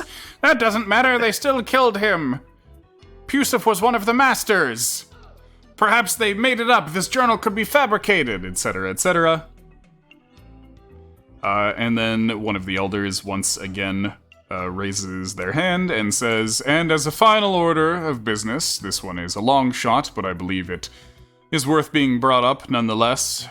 Are you, or ever have you been, in cahoots with the Inquisitors of Castides or Erudities, attempting to regulate magical usage and crack down on witch cults? Never. Have Actually, you interacted with any of those groups? With Erudities and what's Cassidy's. it called? Specifically Castides? with any Inquisitors who've been going after witch cults. No. Have you interacted with any witch cults? What do you Witches, yeah, consider a but- witch cult? Oh yeah, we've actually quite a bit, I reckon. And what have those interactions generally been like? We're friends. Yeah, we're friends. We've Right, got good. people working for us.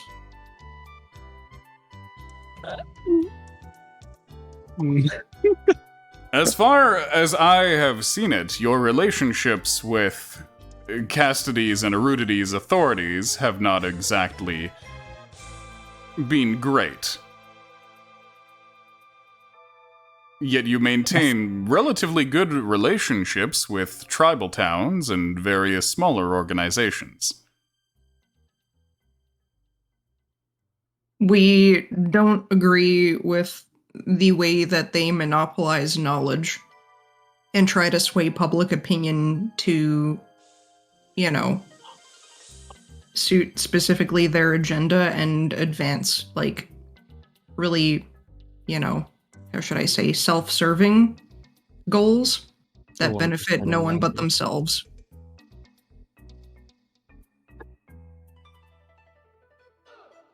Okay. So after much lengthy debate, it seems that there are still a lot of trenches very much dug in. However, you've definitely moved the pendulum a little over to your side. It seems that anybody who was genuinely a member of the Children of Orphan and not simply a plant from the University of Eru was swayed by your words and arguments, as well as the testimony of Nezrene and various others. However, since as far up as even the elders go, there seem to be those whose goals are specifically aligned against you. The meeting is ultimately adjourned, and you are escorted back to your temporary lodgings without anything super definitive being said one way or the other. Nezrene stays with you for a while, and you're free to discuss the proceedings with her until she makes her leave for the night. I think that went well. I think it went as well as it could have. Yeah. What do you think, Nezrene? I truly wonder if anything can be done to make your case to the elders, or if it's futile to try and do so. Who knows? Perhaps you may have to be content with what little relationship you have with the organization at the moment. Anyway, in the morning you can decide whether you wish to keep appealing, remain on the island, or set off again on other business. We haven't talked to them yet about us being the buffer, have we? No, we haven't. No? About what? Okay. Oh, about us, you guys yeah. being the buffer. Well, I Yeah. think, why don't we try and appeal in the morning? Yeah, see if we can get that done. Yeah, That doesn't but work. I we do can- think that it went pretty well. Like we were pretty honest about everything. We presented everything as facts. We didn't keep any secrets from anyone. And honestly, I feel like we did all we could in the most honest way possible. we done good. We done good. Yeah, good, brother. Also, Yeah. Sass, that reminds me of a bunch of stories that people have posted on D4chan. Oh. Yeah. Things like Old Man Henderson and whatnot. Oh, that D4 channel.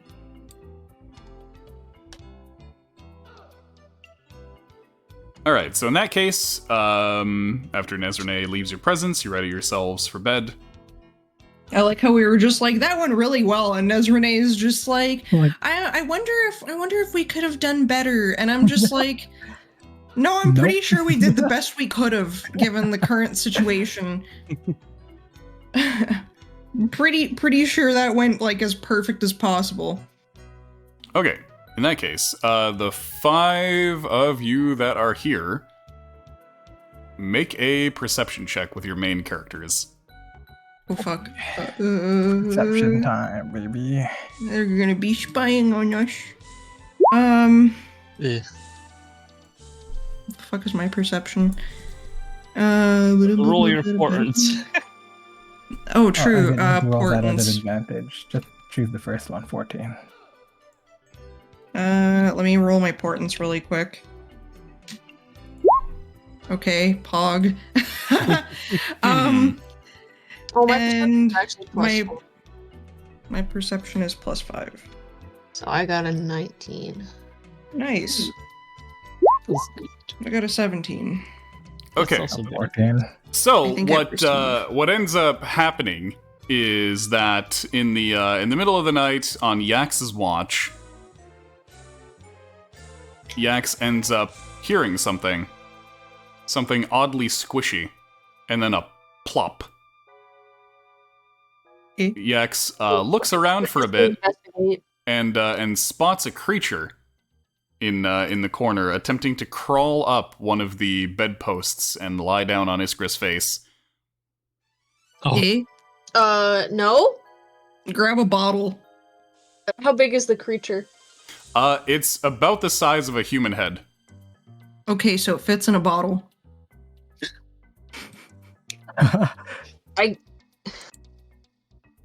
Shit, Maybe you it's should. Pusis. Maybe you should shout. Oh fuck, he's coming back. I might have to stuff it in this. I don't know if I have a sack on me. I might have to stuff it in the sack with the mice. Oh shit. But yeah, I grabbed that motherfucker. You gonna wake us up? Okay, want me to- make a con save. Okay. Yeah, I'm also gonna shout loudly and wake everybody up.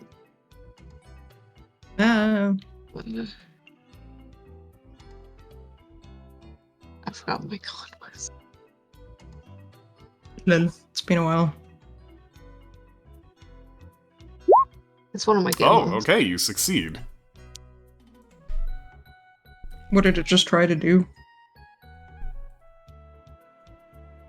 What did it just try to do? Okay, so Yax takes 15 poison damage as soon as she Oh. touches this thing. Oh. Uh-oh. Okay, that's valid. However, you, surviving the Constitution save, managed to get a good look at the thing. It's an octopus. Oh. It is very brightly colored. Does it have blue And rings on it? judging by the pain that just shot up your arm, it definitely has some kind of paralytic poison. Yeah. Did you jar it? Yeah, I guess so. Alright. Can I stuff it in a sack or jar or? Well, I mean, how much do you like having 100 rats? I can always buy more. We can always dump the rats, put the fucking octopus in, pick it up like a poo. Oh no, this whole place is gonna be infested with fucking rats. Oh my Listen, god, man, it was you a dire introduced situation. you introduced fucking bubonic plague to this tiny island. I can always buy more rats. It's fine. I'm a fucking murderer already. Shove it in the sack. Into the Okay. sack you go. We should probably bring So yeah, it the to someone. rats fucking scatter. Is this? Can I investigate this thing? There's a room still actually kind of full of rats. Not all of them made it out the window What? or Oh. under the door. I didn't say I dumped the rats. Oh, you I'm just so stuck it in sorry. there with the rats. Oh, okay. I'm not Oh, gonna they're all have dead. people blaming me for a rat infestation on Okay. top. Okay, fair. I'll always Okay. buy more rats. I'm sorry. Okay, so poisonous octopus is now in the rat bag.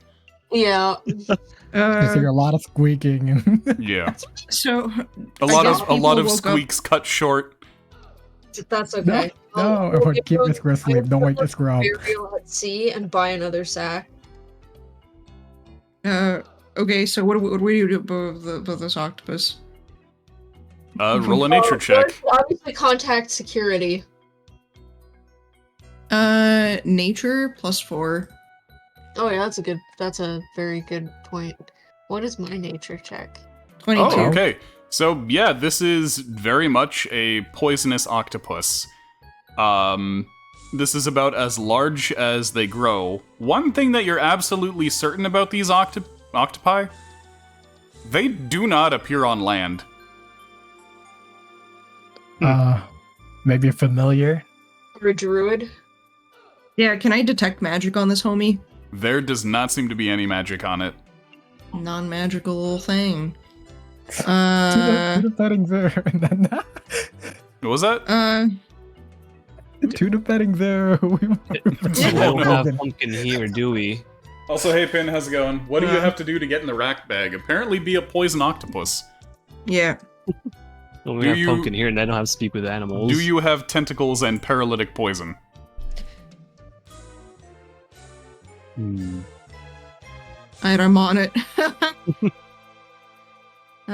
Do we have speak with animals? Control F, speak. Is it? No. Is it Pumpkin smart? does. Oh, wait. What's its intelligence? If it's It above is- 4, I think I could mind meld with it. It does not know any language. It is an animal. Ah, shit. All right, Damn, I'm I'll have to- gonna find the regular security. Okay. Wait, can we get Lizard the Wizard to image Yeah, talk? you could get Wiz the Liz to talk at it since they can communicate in simple concepts. Wizard Going to- Wizard to lizard to octopus communication. Here we go. Hell yeah. Guys, I have a speak with animals ritual. Yeah. Oh, you have it nice. too? Shit. Yeah, Okay, let's go. yeah. I use that. I forgot about it. Despite Okay. the fact that in Baldur's Gate, I use it all the fucking time. This is fun. Okay. So you establish your communication with this octopus. And so I'm like, dude, what the fuck are you doing? I'm freaking out, man. I don't What's know up? where I am. I don't know why I'm here, but it's fucking dry. Well, shit. where were you before you were here? Man, I was just eating some clams. In the Then ocean. suddenly I got grabbed. Must have been like, I don't know, a shark or something. It grabbed me with some real big pinchers. Next thing I know, everything gets dark. And then I'm getting thrown in here. What's the detect bullshit check? This thing is an animal. You're not sure that it's capable of coming up with lies. Oh, okay. Something grabbed you with pincers like a giant octopus? They were not comfortable. Sorry, not giant octopus, a giant lobster. I had to say lobster. I had octopus on the brain. It definitely felt like being chewed on. But you didn't see what it was. No, it came from above. Bird? It was in the ocean. I reckon it was a person. Yeah, personally, Yeah. the cage and just like something to hold it to not get poisoned. Hmm. Yeah, tongs or something. Mm-hmm. At this point, Logan wakes up and says, "Oh, what's going on? We almost got poisoned. What? Uh, An assassin?" I think so. We Well, Might beat have been a me. really subtle one. Somebody tried to use an innocent octopus to assassinate Iskra. I think Iskra was just like accidentally the one that got chosen. Okay, Iskra just rolled lowest on perception. and you didn't experience any other sensation. It was just unpleasant grabbing and then wet to dry. And some darkness. And some Yeah. darkness. Well, that's because I shoved you in a sack. I'm sorry. Yeah. Okay. We should get a little bit of water. Why don't you cast... So when you cast Detect Magic, does that cover the room? Like any magical traces? Yeah, that it's would've just, Wally can now see, like, an aura around anything that's magical. Can I investigate the room and see where it could have come out of? Yeah, well- There's a window. There is a window, and is it kind of yucky and mucky there? No more than normal. Mm. I- It doesn't I seem have like one this... question. Yeah, it doesn't seem like How- this octopus is leaving, like, a slime trail. How Okay. long were you out of the water before I grabbed you? Hard to tell. Did you travel far? Couldn't see. Fair. Wait, it doesn't have a sense of time? Like, it was just into the room. Like, you didn't climb through a window or up a wall or anything like that. How did he get on the ceiling? He wasn't on the ceiling. No, he was wasn't. crawling on the floor. He climbed up your bedpost. That's how he got up there. Oh, right, bedpost. I think it was teleported right into the room, and they probably just missed Iskra's bed. Yeah, maybe. Well, anyways, I guess we can probably fill up a jar of like, with like salt water and keep it in there. It's like, hey, can you like hang out here for a bit?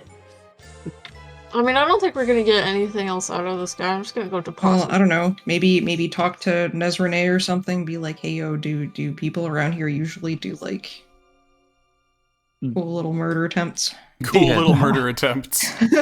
Cheeky little war crimes. Epic little. Okay, fine. We'll keep him around. We'll keep the octopus around, but as a witness and not a suspect. Yeah, Okay. yeah. We'll feed him some clams because he's a We'll good get him guy. some clams. Yeah. and a barrel. You'll Is give he him happy? You'll give him some jars so that he can take the lids off of the jars and eat the food within. Yeah. Nice. What a good guy. Does he like us? Good little poisonous creature. Yeah. Do not rub this one. Not to be put in the petting zoo.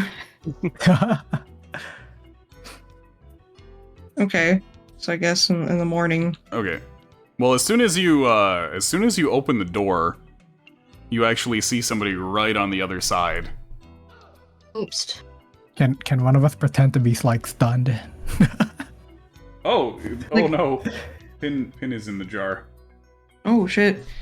Wait, so wait, like we leave immediately as soon as like when do we open the door? Well, earlier this you were like talking we- about finding security. Oh, yeah, true. Alright, so who's there? Alright, I'm gonna lay down on the floor, pretending I'm Shoot. got stunned. Dang it, I don't have the pin jar emote. I'll do it right here. I was gonna do tentacles at it. So you end up finding what is your name? Okay. You see Lyra, the sea elf from the Tide Pool Bar, who is training under the masters here. She is pale and sweating. Hi there, would you happen to know and- about hold an on. octopus? One sec, I'm just Our getting the other music. Should have hit him with that. Our date is fucking dead. Oh yeah, which room are we in right now? Look like she's been Bottom right, poisoned by an octopus. where the beds are. She's actually holding her stomach with one hand and her head with another. She barely makes it a step in before collapsing on her knees. You can't help but wonder if she's also suffering from some kind of poisoning, as you've been subjected to. Alright, I guess we should probably Medicine. roll medicine on that. Right, my medicine is Well, I got cure wounds. No, that's not one. It's the other 5. one. Lesser resto? Yes, lesser resto. Yeah. Medicine is +3. All my shit like that is on pumpkin. I've just got like a shitty medicine check. Oh, I know okay. exactly Critical what's up. medicine. Mhm. All right. So she Well, doesn't today. she doesn't seem to be affected by any form of poison. However, you can hear her muttering. She begins acting erratically, raising her mouth agape towards the ceiling, her eyes rolling back, vocalizing strange syllables like a glossolalia, until got a eventually potion. you can make out some coherent words. What was that, Sarah? I've got lesser restoration. I think that works against poison. Wally not just poisoned. determined that she's not poisoned. Yeah. She seems okay. to be speaking to you somehow, or perhaps it would be more accurate to say that something is using her to speak with you. Mm-hmm. You hear her say, "A seabird rests floating upon the waves, bobbing in rhythm without a care, as to the toothed whale swimming less than a body span below. Listen now to the rhythms of star heat, dwellers of the green shoals huddled in your nests. The storm threatens to toss you from the boughs and smash your nest upon the rocks, should you not heed those who emerge from the primordial ring of change. Great, hollow wooden bodies now lie like great bones bleeding ash and gold upon the crater's floor. And as long as two remain, one and one, the great field of bones will grow like weeds over every petty rock-walled garden. Then may you know the great emptiness and solitude of near immortal beings. That is, unless you hearken the summons to the ring of the infernal mother from beyond the sea, that perhaps one may become two. You, who have spoken, touched, consumed this one's kind, this one will wait for you there." After that final line, Lyra collapses back down again and is incoherent for another while. I think we just got summoned. Yeah. Yay. Yo, I think we're realer than real right now. Hell yeah. I think that was a Leviathan. That was definitely Leviathan talking to her. Yeah, because I consumed one's kind, Yeah. so Meeting point where though? I think where the last one died, I assume. If Well, I mean, heard could correctly. you copy and paste what was said? yeah. Wally was furiously taking notes. Yeah, writing it all down. Oh god. Furiously taking notes. Yeah. Alright, I'll paste that It's in just the insane, Discord. like, doctor's note scribbles.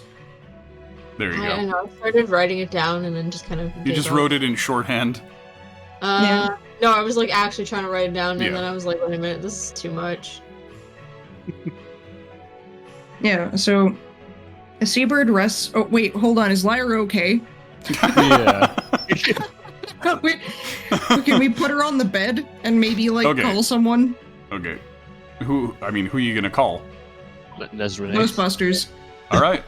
Um, So Nezrene busts and says, "Tell me Oh. what's happened." This friggin' octopus came at my head. yeah. Nearly poisoned me. We were dealing with that. Called for someone. Lyra appeared, and she got taken over by a leviathan, we presume, and it told us things. Has this happened before? She's looking around at all of you and is like, "It's been one night." Man, I don't know.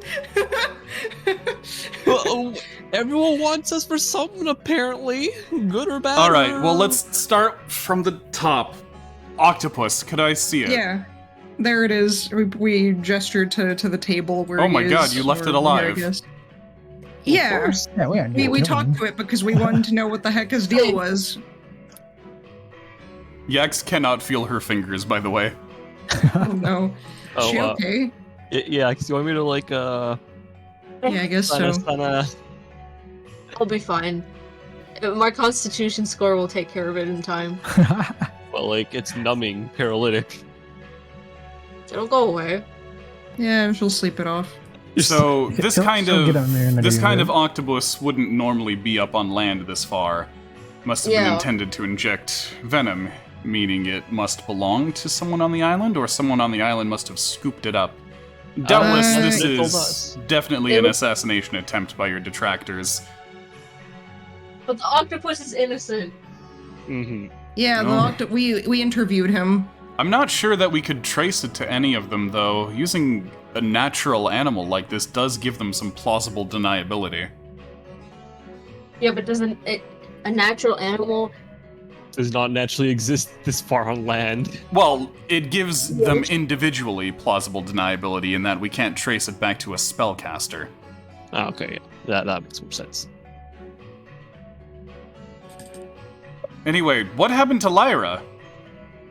We opened the door, we saw her on the other side of the door, and I don't know, she didn't look too good. She was clutching her stomach, she collapsed, eyes rolled back and she started, like, speaking and told Said a us bunch of cool basically all of things. this. And he shows her the doctor's note that he wrote. I like your little octopus in a jar here. I like that you interpreted it as purple. I mean, he's brightly colored, right? Yeah, so it really looks Yeah. like the pin in the jar now. Yeah, so The I was looking at pintopus. that, I'm like, hee hee, I'm gonna put pin in a jar. Oh, there you have it. There you have it. Also, apparently I'm not following pin. What the fuck is that's wrong fucking, with me? That's fucking crazy. Yeah, I just, like, hovered over her name, and I was like, what the fuck? And I was like, yeah, follows. All right, there you go. Just That's real been quick, like- that's been rectified.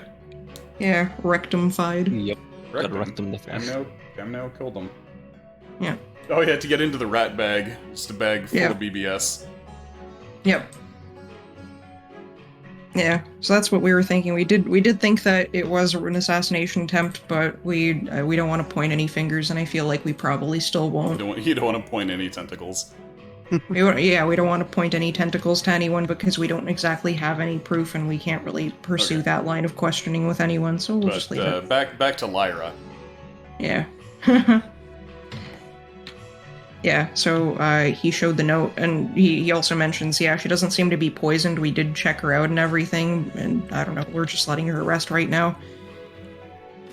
Wally's got to be careful about using checked her out around sea elves in particular.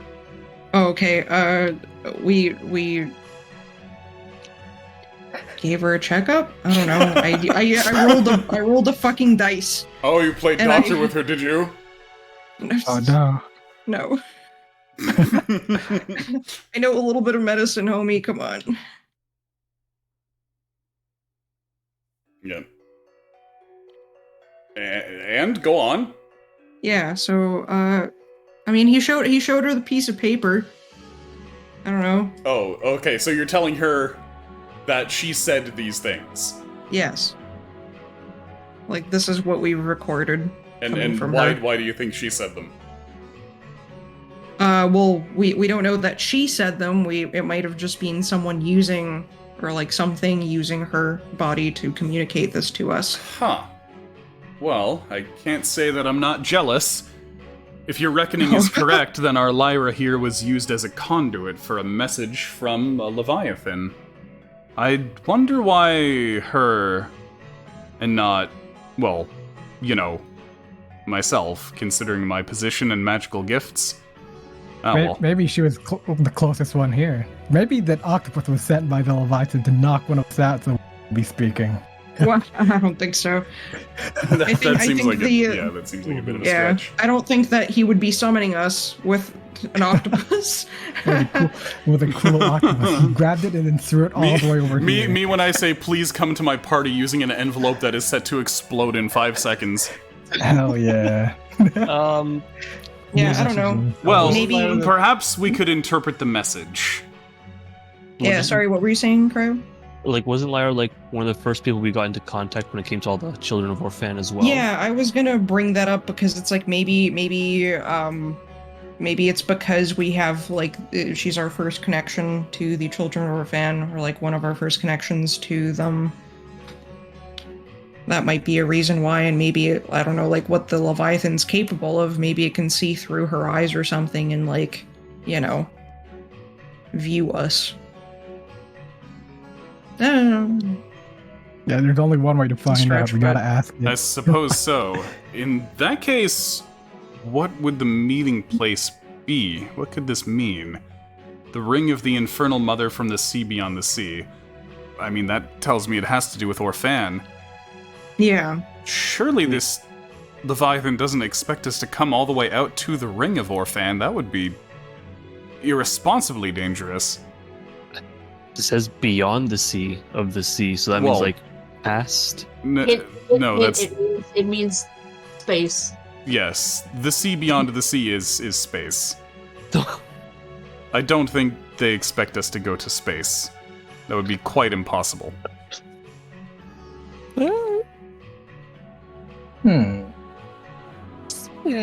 But I guess because Orphan did come from space, yeah, I'm assuming that it's probably something to do with her and like going somewhere near her.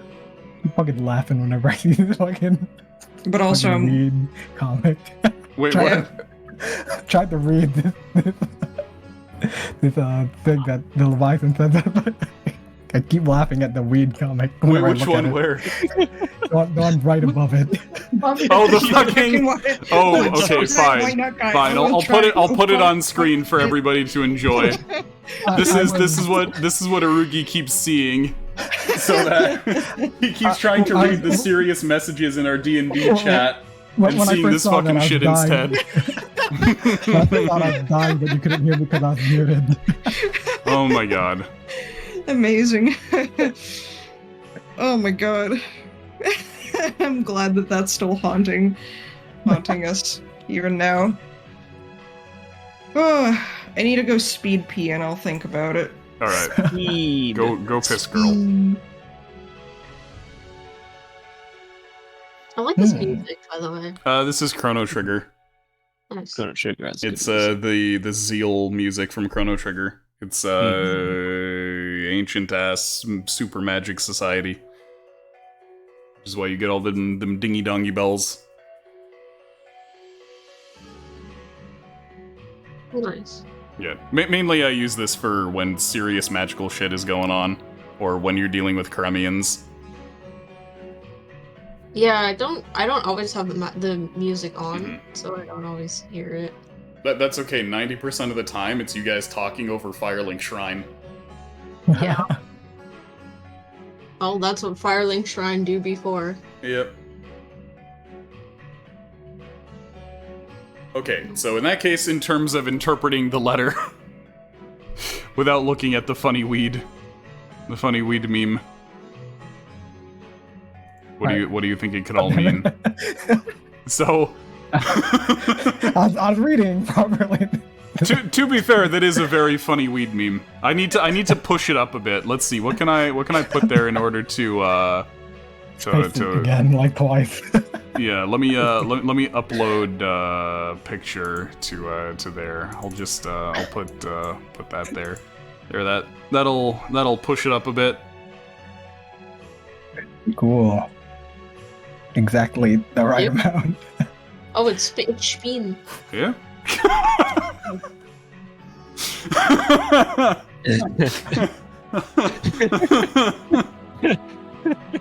Yep. So honey is commenting at us from the washroom because I just posted a spinning Moai statue head gif in our conversation in order to push up the weed meme. Shit, you're gonna get jump scare by this. Amazing. Excellent. As it should be. Yeah. Okay, let's see. Primordial ring. Of change. Yeah, so right now the text that the party is interpreting is I'll put this in a fresh Word doc real quick so that the stream guys can see it. There you go. Oh yeah, thank you for fucking being pasted in goddamn gray. Wow, so easy to see. There we go. Fucking pasting things into a Word doc. Don't you love that? And I love how, because of the way that my capture is set up, part of it just gets cut off anyway.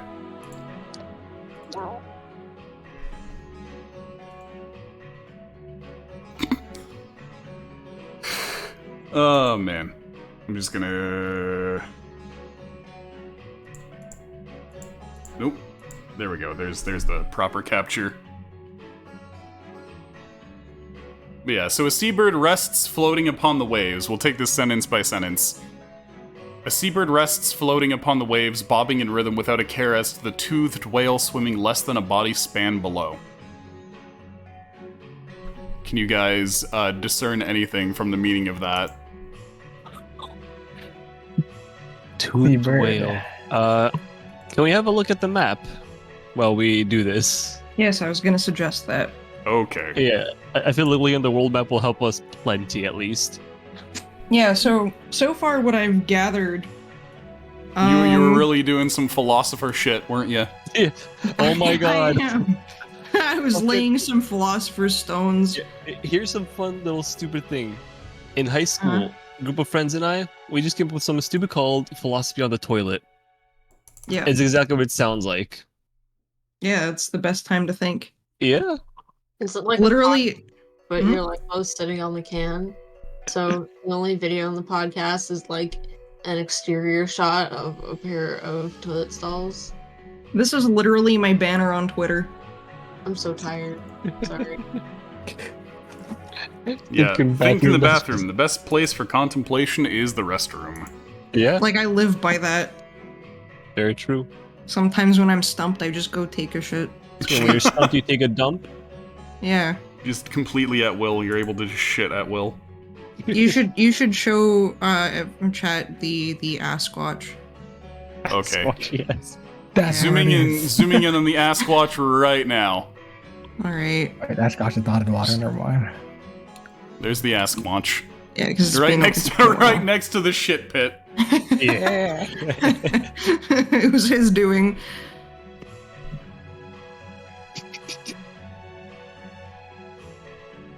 There's a lot of Easter eggs on this map. like what the fuck is this? Fun. When we're done the campaign, or maybe just every couple months or so, you should release like a high-res version of the map for people Of the to map of my MS Paint map with all your Yeah. doodles Yeah. on it. But no, Yes. it's somebody tried drawing a dog and they were like, "What is this?" And then it gained a mustache and a rat at some point. Good. Then we got various boats. We got an octopus here that got crossed out. We got hate speech against elves. We got a frog.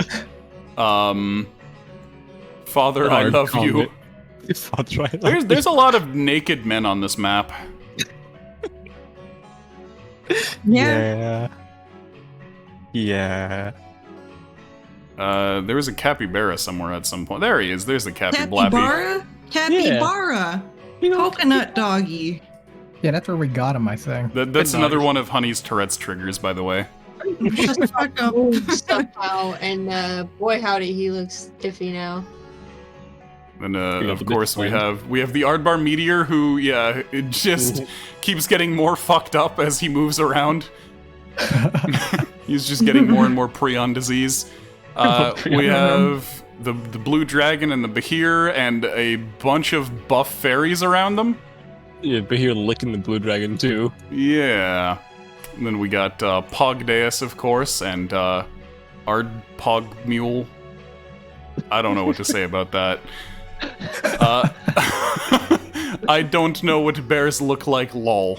This Leviathan. Also, kind of predicting the yassified emote with the fucking painted nails you gave it.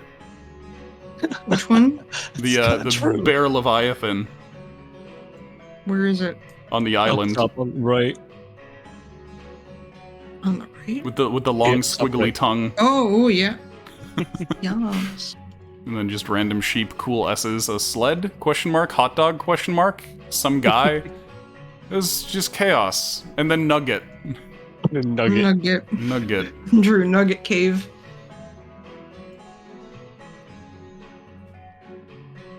It's where we find our gold nuggets. This worm looked so incredibly suspect at first. The way it was eating its own tail. Where's the Lady of Canaan? Is it the frog? The what? Lady of Canaan. Where like we looked at like Yeah, the whole lake. While you guys figure that out, I'm gonna use the washroom. Okay. I Oh, feel like yeah, I saw 'cause- her recently and then I zoomed out and forgot about her. So... Oh, fuck. Oh, right, she's over here. Yeah. Right above our dais. Oh, so she's Yeah. there's a frog lady. Yeah. Okay. I thought that was Phenomenal. her ear. It was something like that. Anyway. That's enough of that. We also got go back Roger to from- go back to interpreting Roger? Oh, what's it called? American Dad. I think I- Bruh. What the fuck? And... Hidden- and hidden the lady somewhere? has tits. She's got boobs over Oh, here. you mean the okay. Yeah. Right. And the simulacrum's lair is her nip. Wow, what the fuck? I mean, it's really well placed. Implying I did anything other than just draw some squiggles in MS Paint and be like, bam, shoreline. Yeah, I don't know, man. You just drew a tit on accident. Just randomly drew a tit Yeah. on accident. Bearman not safe for work artist by God accident. damn it. Damn. Now I gotta go away from it. I gotta get it off the screen. What the fuck? You can't linger too long. Which gets Okay, so angry. anyways. So a seabird Um, rests floating upon the waves, bobbing in rhythm without a care as to the toothed whale swimming less than a body span below. What do you think that could mean? I think that it's referring to us and how we don't fucking think about what happens below the surface. Might be a metaphor. Okay, does anybody else have an alternative interpretation, or is that the one you're going with? That sounds good. I was thinking like it means civilization as like general. Yeah, People like in that's what I general. mean by Okay, us. so the seabird is civilization. Yeah. Yeah. Okay. What do you think the toothed whale could be? Ah. Or fan, perhaps? Or a leviathan? Okay, toothed whale, sea creature, representing leviathans, perhaps? Yeah. Alright, so next sentence. Listen now to the rhythms of star heat, dwellers of the green shoals huddled in your nests. We gotta pay attention to something celestial. Like star heat, like the sun, maybe. Maybe. Or the the dwellers of the green shoals, like green shoals like land, right? Yeah. Mark. So I can agree with that. how would one listen to the rhythms of the sun? By staring directly at it. Okay. I'm gonna get the tree bark. Oh, maybe. Listen to the We did- rhythms. Did we stare at the sun while we were on tree bark? Was that a thing Yes. we did? Yeah, we Okay. did. You got Maybe so tree bark. dehydrated. Okay, Amazing. tree bark. Alright, that's how we listen. We listen through tree bark. Okay. So you're gonna attempt to get more tree cambion. Yep. The storm threatens to toss you from your boughs and smash your nest upon the rocks should you not heed those who emerge from the primordial ring of change. This is where it loses me. Because it's like, what storm? Is it the blink? Or is it something else? But anyway, something's gonna Yeah, fuck regardless, up, regardless, you can assume that the storm is an incoming disaster. Perhaps the storm and Yeah. Toothed Whale are the same thing. Yeah. From those So, who emerge yeah, from the- leviathans are some big underwater creature. Yeah. If we, so the primordial ring of change. That could just be like a cycle, because I mean, rings, circular, cyclical. It happens like every couple thousand years. The blink, right?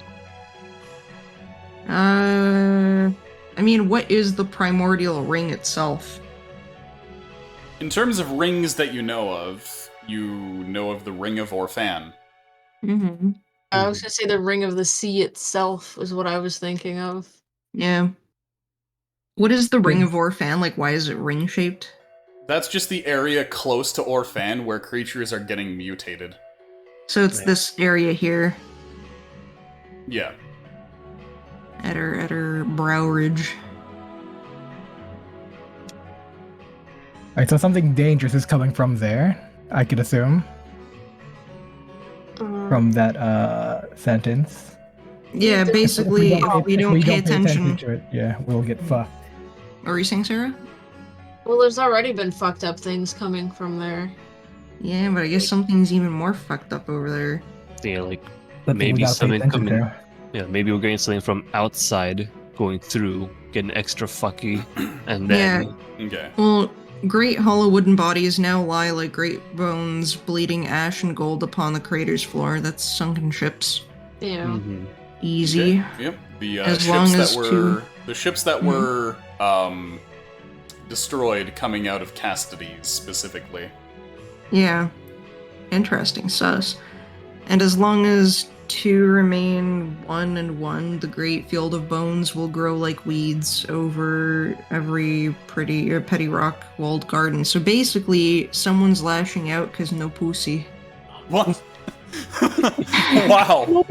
Right, man. So there's two homies, and right now they're separate because I guess they haven't found each other, and they're all lashing out, and apparently they're like, yeah, we're gonna sink a whole bunch of ships to be all fucking Oh, angry at the shit. world. It's Monster Hunter Rise underwater. Whoa! Monster Hunter Drown. So Monster Hunter 3? Yeah, I was gonna say Monster Hunter 3 was the water one. I never Yeah. played it, so I don't know. Yeah. Yeah. Then you may know the emptiness and solitude of near immortal beings. Yeah, so I guess they're probably gonna fuck us up. That is until you hearken the summons to the ring of the infernal mother from the sea beyond the sea. Yeah, so it's just the lady that came from the sky, which is Orphan, and we're supposed to go and go up to her ring and I don't know. Oh no. There's a joke in there. I'm not gonna say it. Okay, if you aren't gonna say it, I ain't gonna say it. Okay, go do it. No, I said if you aren't gonna say it, I ain't gonna say it. Oh, okay, all Let right, someone else must pick up this burden. all right. Okay, so, anyways, that perhaps one may become two. Or 1 and 1 may become 2. So basically, bring something Team up. to the thing. Hey, I think that means like to team up with her or him or it. Basically, it feels like a union of some kind. Like bringing something to the ring, or bringing like a creature to the ring to reunite it with something else, like bringing two like leviathans together. Because that was something that like the previous leviathan whose flesh we ate complained about. Not complained, but like lamented about. So, you know. You who spoken, touched, and consumed this one's kind, this one will wait for you there. I actually accidentally deleted a couple words there. It's just supposed to say you who've spoken to. Yeah. So I guess our homie's waiting for us there. Also, heyo, Unchained. Octopus. Thank you very much for that raid. Could I get a shout out for Unchained? Awesome, please. Whoa, you're so fast. Wait. Oh, I gave the other one. I got you. There you go. Thank you, Flair. But Flair still beat me to it. Damn. Sheesh. Flair better mod than me. Flair's coming in from Unchained raid with SO Unchained Awesome already on his clipboard. Yeah.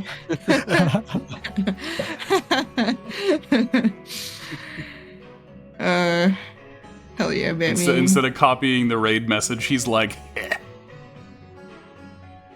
Gonna get honey with this. Also, welcome in Unchained, welcome in Flair. Hope you guys are doing good. How was your stream tonight? What were you guys getting up to? Welcome into Dungeons and Diddles. Scream. Diddles. Scream. Rabbit thing screaming. It's Tandem Mouse. Oh. The mouse. I didn't realize.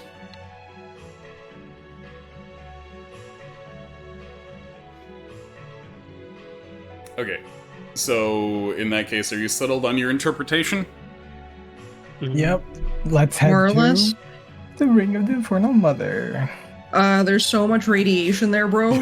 There's so much radiation there. It's gonna be Radiation awesome. will only make me stronger.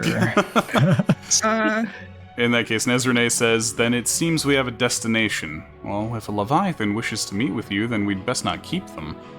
We'll have to make use of that submersible vessel of yours, likely. I can get the Tidepool crew ready to get you off the island so that you can have your full mobility and arsenal again for the trip. And Yeah, I guess- we'll have to take Lyra with us.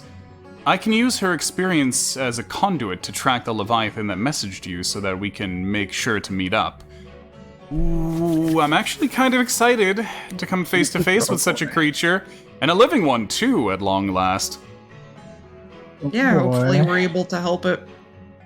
Logan at this point speaks up and says, I agree that we should be trying to parley with this creature if it is indeed a request to speak and not some kind of trap. If we manage to create a correspondence with a Leviathan, then the children of Orphan will have no choice but to bend to us, similar to using the Zaratan to convince the Gnolls of Iatiurun as to our position. Ah. Though in case it is a trap, we should prepare and be wary. Even if it is a legitimate summons, the Ring of Orphan is a dangerous place, and likely not all of the Leviathans see things the same way. So Yeah. it seems that this trip wasn't for nothing with all these new developments. Yeah, sweating emoji. I guess we won't. I don't know. Do we tell the children of Orphan of this predicament? Should we tell them ourselves, or should we let that to Nezrene? Nezrene, I could tell them if she wants. Yeah, we'll leave 'Cause, it up like- to you if it's like a wise choice. She looks at all of you and says, well, okay, I guess. I mean, just more because we got like the detractors trying to be like, oh, they're going to the ring, trying to go get some more magic powers for themselves. There they go. You know they're gonna do that. Yeah. Okay, in that case, you spend the night preparing to embark from the island compound and begin your trip back to Erudities first thing in the morning. From there, you can get back to your submersible and continue on with your journey, if you wish to meet this Leviathan that has called out to you.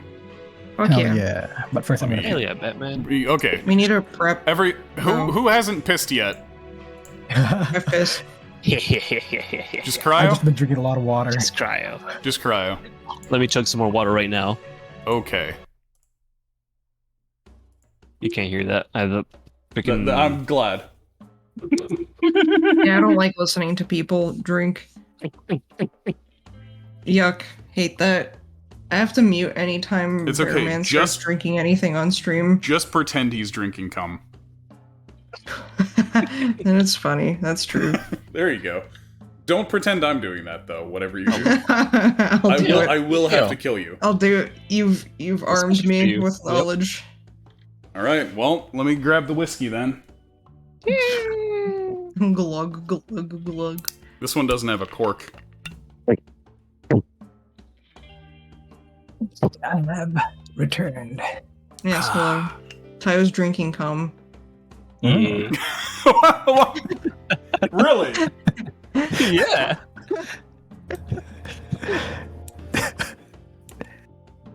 Well, how else am I supposed to respond?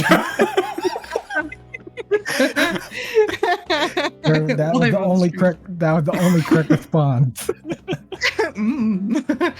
Very good. Yummers. Yummers. Yeah, Yummers. that would have been better. So when you return to Erudities, you begin making all the necessary preparations to call for your submersible, which is piloted by yet another skeletal proxy of Sample. Mm-hmm. You guys have Hello. your own personal one now. Hey. Yay. After taking out the ones that the Skull Lord was using, and the one that Sample kind of refitted for you guys. Nice. Should we wear the radiation suits I that we got from should. Crimea? Oh, great. We have radiation suits. Fuck yeah. Yeah, I'm using all my radiation Yes, shit. Sample has actually integrated his radiation suits with his diving suits. Oh, very cool. Rather, your radiation suits with his diving suits. Though, Ooh. keep in mind that wearing those suits mean you have to walk on the bottom of the water rather than swimming. True. You know what? Yeah. I want to swim, so Okay, so yeah. You want your In Yeah, terms it's almost of safe. stocking up, at this point you're reminded to make sure that you have all you need to prepare for aquatic encounters, including your Gervayman suits, the magics that can protect you from psychic powers, as well as aquatic adaptation potions and weapons that Yep. are not hampered when used under the waves. Got my, pistols. we Also- still have a lot of unused ones. Let me check. You already bought hippocampi. Oh shit! What do hippocampi do? They're They're the like seahorses. Right. The ones that you can ride. You have 6 of those guys. Sorry, I thought hippocampus, and I was like, brain? I mean, yeah, named after the same things because it looks like a seahorse. Yeah. Didn't know. All right, we could buy 6 more aquatic adaptation. Mm-hmm. I mean, And it you can looks like buy we've as been many buying them. aquatic adaptation potions as you Oh, think you'll need.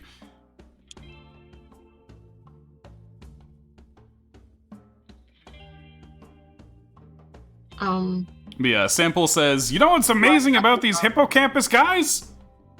What? What? They just eat kelp! Whoa. ah, so you can just like park them anywhere, I guess. You don't That's you almost barely essential. even need to feed them. That's crazy. It's like horses That's eating so grass. crazy. Wait, horses eat grass? I don't know. They do graze, but for work horses, you generally want something more hardy. You want to give them Ah. like their oats and feed and whatnot and their hay and stuff, but yeah, no, these guys are just eating kelp. That's so crazy. Munching on kelp and sea grapes, they got all they need down here. I guess these aquatic plants are probably hardier than just grasses. That's awesome. We could probably collect some. Some kelp? Yeah. Eat some. Just eat some Everywhere. kelp. Oh yeah, just eat it Mm. ourselves. Yeah, hell eat yeah. some kelp ourselves. Start doing sushi. There you go. New business idea. Yeah. Get some soy sauce. Um, Put it on some sea grapes. Go on. Make the do I have the pelican equivalent.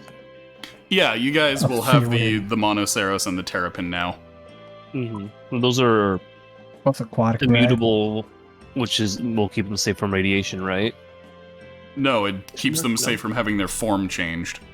Oh, yeah. So they can't be polymorphed. But they can still be super radiated, huh? Well, the radiation at least won't mutate them. Okay.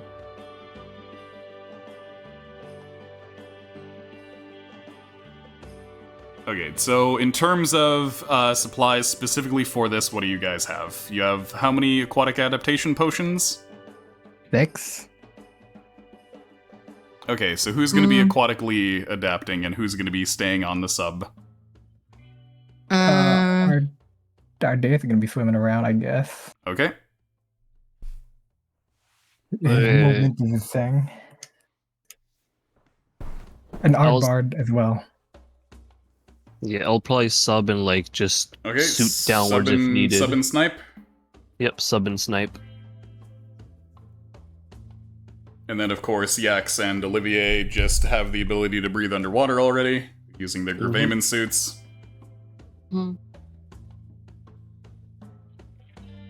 Yeah, let me write down how many. Cause I feel like we have like overstock and we just keep buying 6 every time. Probably. Let me just write. We have 4 left over here. And I'll subtract from it whenever we use it. Mhm. Oh, funny thing for Walter, I actually recorded his Intellect Fortress. Okay, there you go. So I'm like, oh, okay. So I guess other I than got that one. yeah, not the other other than rest. Intellect Fortress, what methods do you have to fight mind control? Alcohol, baby. True. Cactus wine.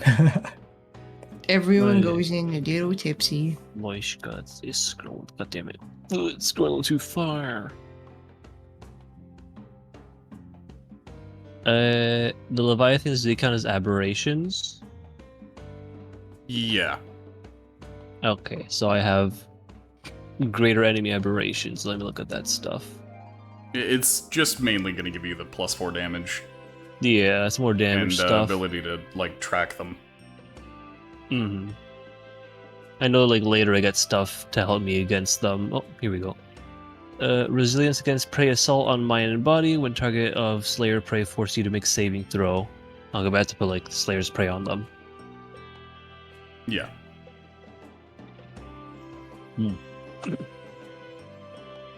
Is who's gonna get mind fucked again?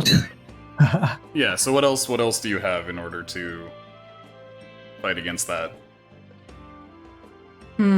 Tenacity.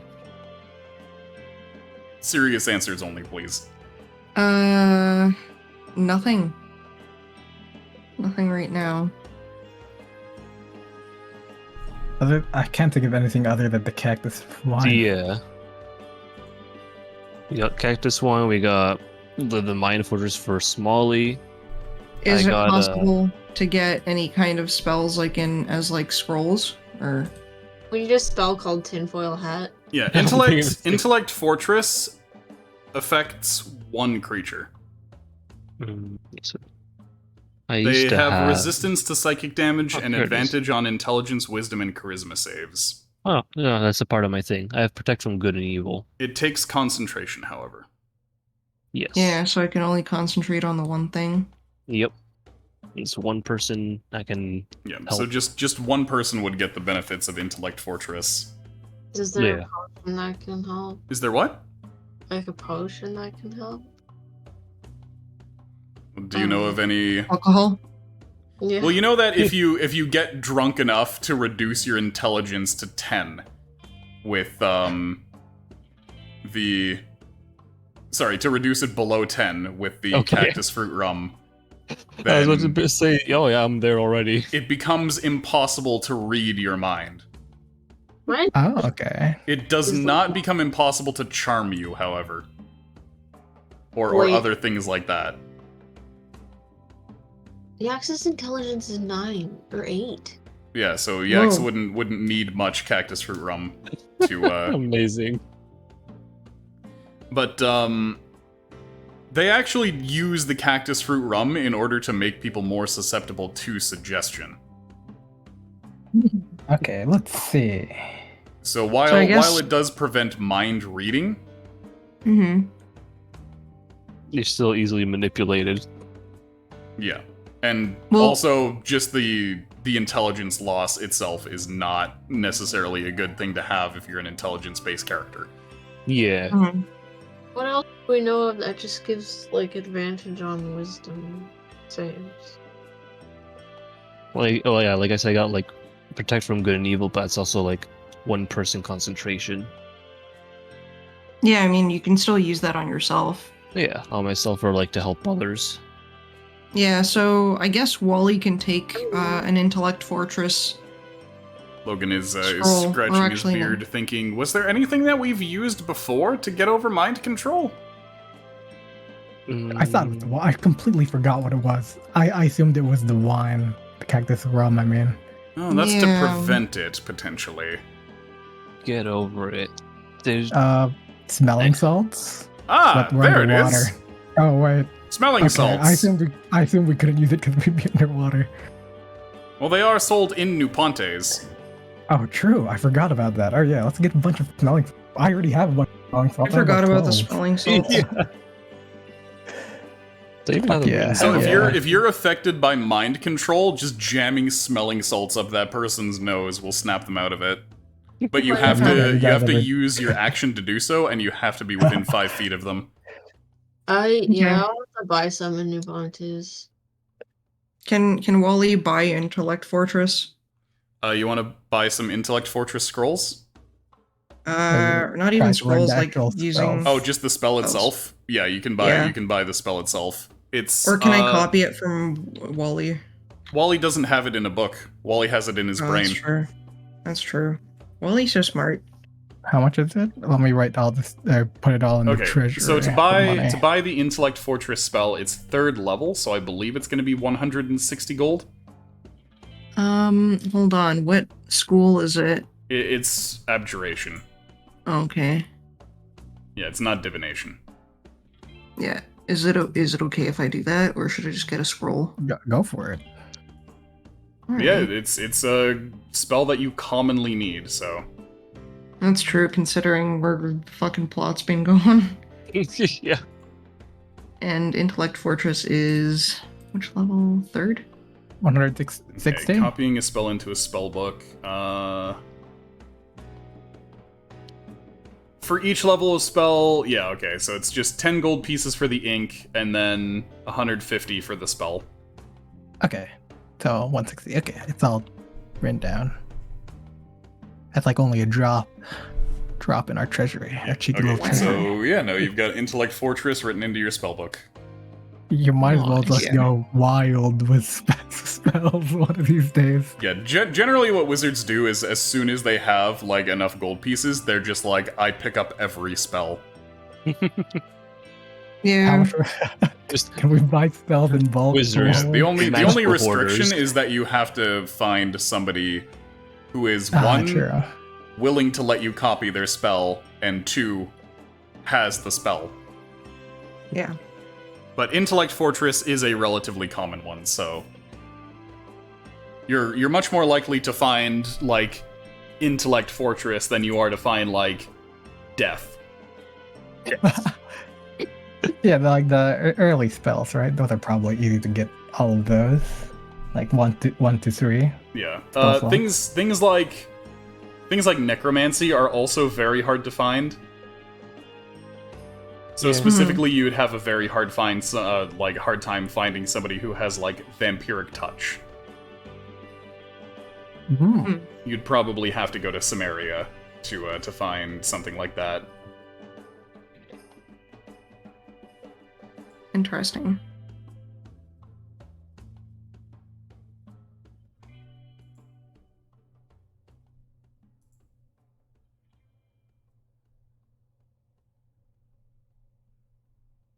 Okay. How much does the smelling salts cost again? Just buy a fuck ton. Oh wait, we do have 12. Oh, okay. Oh wow, I think we're set. Yeah. Yeah, I think you're set for smelling salts. yeah.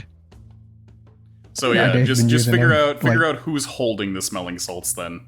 Oh, he opens a jar and just takes a big ol' whiff. Mmm, yummy. Well, Wally will probably hold a bunch. You know what I because- was reminded of? I was reminded of Mhm. you telling me about how sniffing smelling salts was like getting stabbed in the brain? It does. I've only tried weaker ones. I haven't tried the strong ones yet. Oh god. But the weak ones feel like you're being stabbed in the brain. Amazing. You should tell us how a strong one feels like one day. All right. Yeah, I have a friend who has it, but I haven't worked boy. out like heavy weights, so we'll see. I think Buckley's has smelling salts in it. Oh my god. Yeah. Seriously? I'm pretty sure that's what I read. No wonder it fucking works so well. It's straight Yeah. crack. And no wonder it tastes like shit. Yeah. Camphor and what are smelling salts? Are they like camphor? I'm pretty sure. People use them for PRs, I guess. I'm sorry, I'm falling asleep. I had a friend who in college. Smelling to- salts, to also stay known as ammonia inhalants, spirit of hartshorn, or sal volatile, are chemical compounds used as stimulants to restore consciousness after fainting. I had a friend who during college, like last minute studying to keep himself awake, he would just keep himself like he'd have smelling salt in his hand and just keep like blasting himself awake with it. Jesus Christ. So, I need some of that shit for game dev. Holy fuck. But yeah. the active compound is ammonium carbonate. Yeah, so that's what's in specifically in Buckley's. Oh, Holy there you shit, go. time to get a bunch of Buckleys. Just- Take Buckley's like I'm a fucking kitty playing Fortnite, taking a bunch of ibuprofen. Yeah. There's two different kinds of Buckleys. There's stuff with like chemical cough medicine. Holy in it, shit. and the stuff without. There's the stuff that's just like menthol and camphor and stuff Buckley's like that. cough syrup from Canada today uses ammonium carbonate as an active ingredient intended to help relieve symptoms of bronchitis. Yeah, you're welcome. Now you know. That shit works. Anyway, I'm about to pass out. I Okay, got, like, that's really fine. tired all of a sudden. Sorry, guys. That's fine. Yeah, It is not nearly always. 1 a.m. Yeah, we need to get Sarah the smelling salts. Well, I also took Buckley's. my meds because I Okay. didn't take them too late, and they really kicked in hard. I'm like, oh, That's okay. Mhm. sorry. The other Sorry. uses for this shit are going crazy. Well, It is used for luring apple maggots in Washington state to monitor the spread and infestation and adjust the borders of the apple maggot quarantine area. Wow. And I'm looking at the word Apple apple maggot maggot quarantine area is blue. So I'm gonna click that, and Oh, we're no. never gonna escape. The apple maggot quarantine area is a permanent quarantine area established by Washington. Wow. Yeah, so I guess there's just some flies that absolutely fuck up some apples, so they had to quarantine them using smelling salts. That's really funny. Alright, I'm heading off. Good night, guys. Okay, see ya. Bye, Sarah. Bye, bye, bye, bye, bye, bye, bye. Yeah, see, I told you. I told you that Buckley's has fucking smelling salts in them. Yeah, Really that's, fucking weird. yeah, that's pretty insane. Yeah. Smelling 'cause I salts have was been like, used how does since it fucking Roman work? times. Mm-hmm. Look at that. You're learning so much today.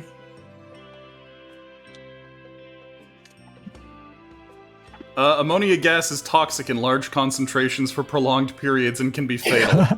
Oh, Yeah. if a high concentration of ammonia is inhaled too close to the nostril, it might burn the nasal or oral mucosa. The suggested distance is 10 to 15 centimeters away. It sure Bruh. does feel like it when you sniff it like an inch from your nose. So they're telling you to Like- sniff it from like half a foot away. Fuck, these fuckers that I work out with, they like put their nose in that shit. Yeah. The use of ammonia smelling salts to revive people injured during sport is not recommended because it may inhibit or delay proper and thorough neurological assessment by a healthcare professional, such as after concussions. So it basically picks them up and they don't even notice the concussion and they just keep moving around. Damn. Yeah, Okay. smelling salts are some fucking next shit. Some next shit. Yep. It's so next you don't even use the word level anymore. Yeah, evicted from brain. Anyway, I gotta get me some of these. Danger and all. And I need it for the crunch time. Just anytime Oh, I'm damn. like, man, I could use a nap. I just reach for the salts. They're Christ. smelling the bath. Try smelling the bath. Thanks. Yeah. You know, when I got home, straight up, my downstairs bathroom smelled like somebody took like a fat weed brownie shit in there. Why? I don't know, but I walked into the bathroom and like we just had an open house today, so there were people here. I really hope nobody used that bathroom. I really hope the realtor didn't take their eyes off of them and just let them do whatever the fuck they wanted. But straight up, when I got home, I walked in there and I was like, why does it smell like shit and weed in here? Sheed. Wow. Fucking terrible though, honestly. What was I saying? Smelling salts. There was like 30 You gotta get some Buckleys. 30 fucking tangents that Yeah. that ended up Yeah. springing off of all this. I'm so glad I could teach you something that I randomly, for some reason, know. That Buckley's has smelling salts in it. Yeah, because I was like, yo, I don't understand how fucking, like, I take a mouthful of Buckley's, I keep it in my mouth for a bit, and it, like shoots right into my sinuses and clears them in a heartbeat. Yeah. Like, you don't even need to swallow it at that point. It's crazy. Yeah, that explains a lot. Mm-hmm. This was actually really recently that I learned this.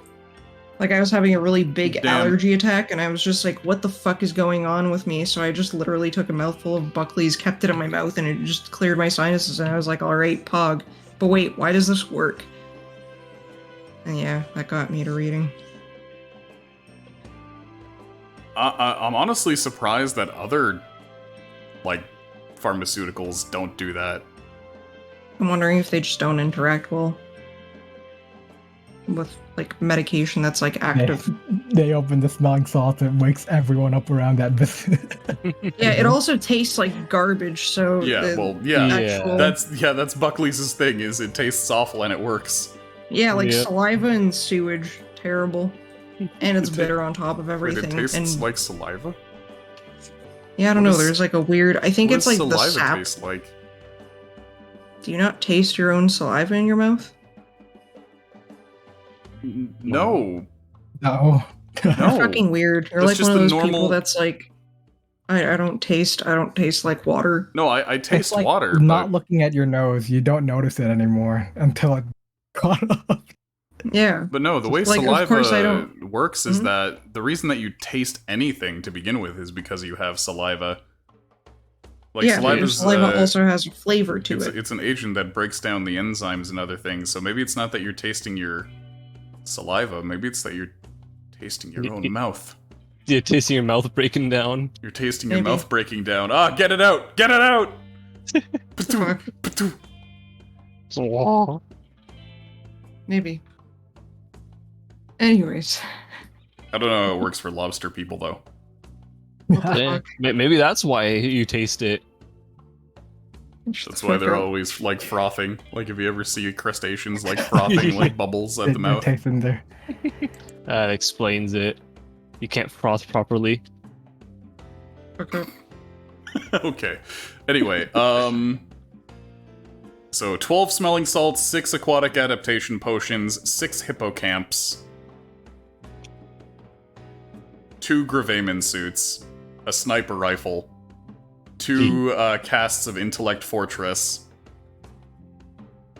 I'll take one of those. Yeah, I think you're pretty well prepared Wait, 2 casts? What do you mean? because it takes concentration. So you can have 2 active at one time. One Oh. from Tully and one from Smalley. You'll have to Oh, yes. recast it if yeah.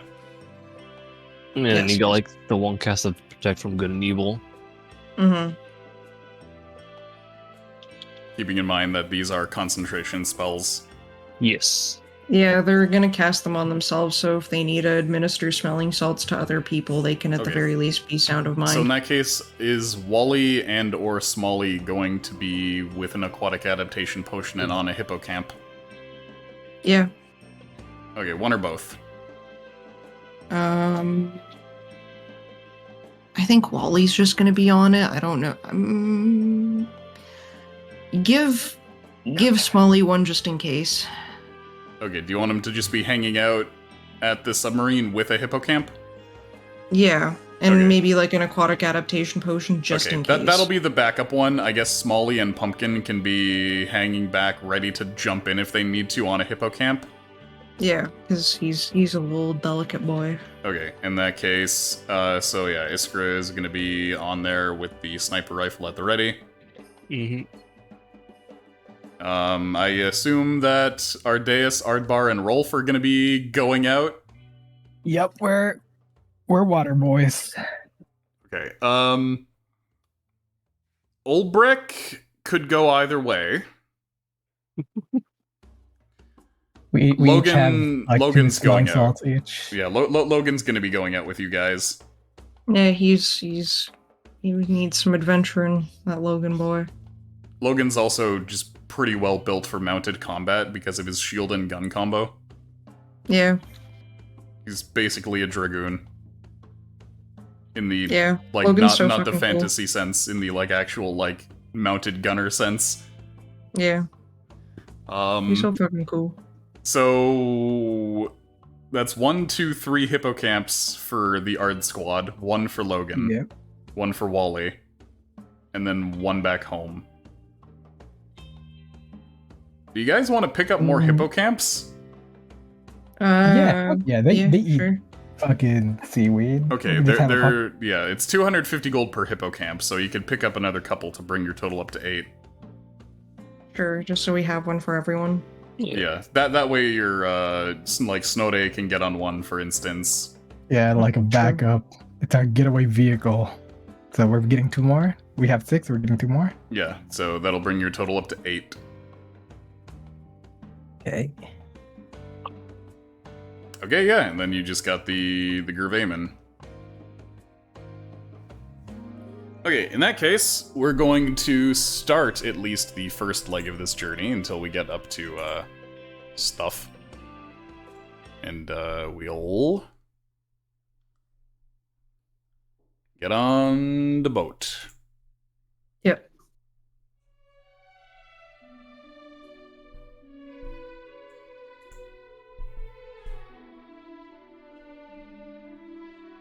Okay, so you set sail from Rudives. You've got a few folks with you.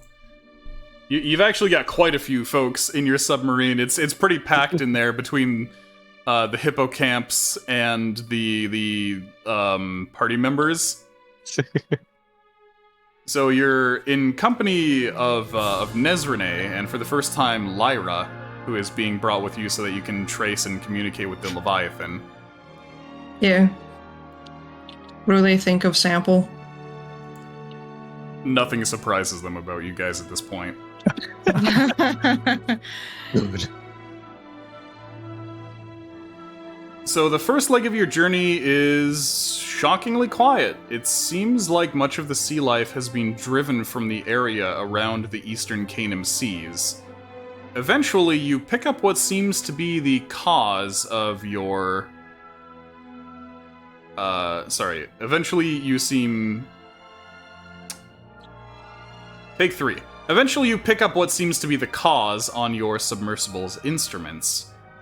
This area of the sea seems to have become a massive ship's graveyard. Hmm. There we Looking go. out the craft's windows, you can see a number of boats in the distance which have all fallen to the bottom of the sea floor.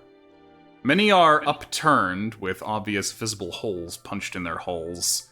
This must be what remains of the Castidian fleet that ran afoul of the Leviathans near the Ring of Orphan.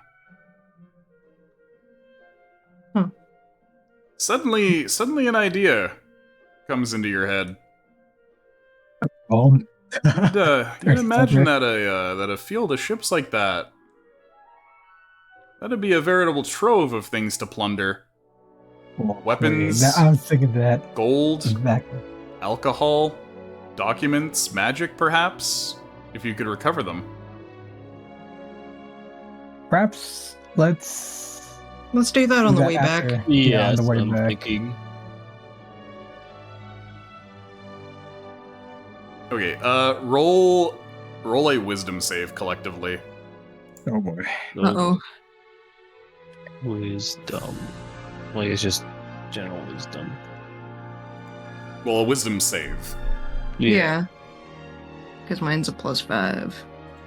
Okay, here's Aardvar's. Oh wait, I wisdom. have my D20. Hold D20? on. My fucking portents. Can I portent that? I don't know if I can see it. Actually, I can't see it, so... wisdom save is just +5. Okay. So...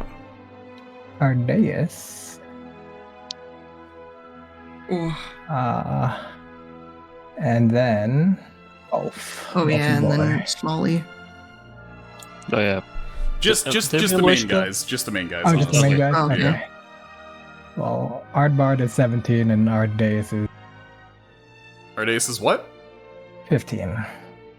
Ardbard Okay. is 17. So, Wally and Iskra really, really want to go in there. So I really want to go in there too. Uh-oh. Logan is like, perhaps we could go in, but, you know, be careful and responsible. And Wally just has his face pressed to the glass and he's going, treasure. All right, Well- well, you've convinced me, Wally. Oh no. And then, Loot yeah, goblin. Iskra is like, imagine all the cool shit we could find in there. Loot goblin, loot goblin. All right, you guys convinced me. Fuck, all of the sensible people are fucking dead.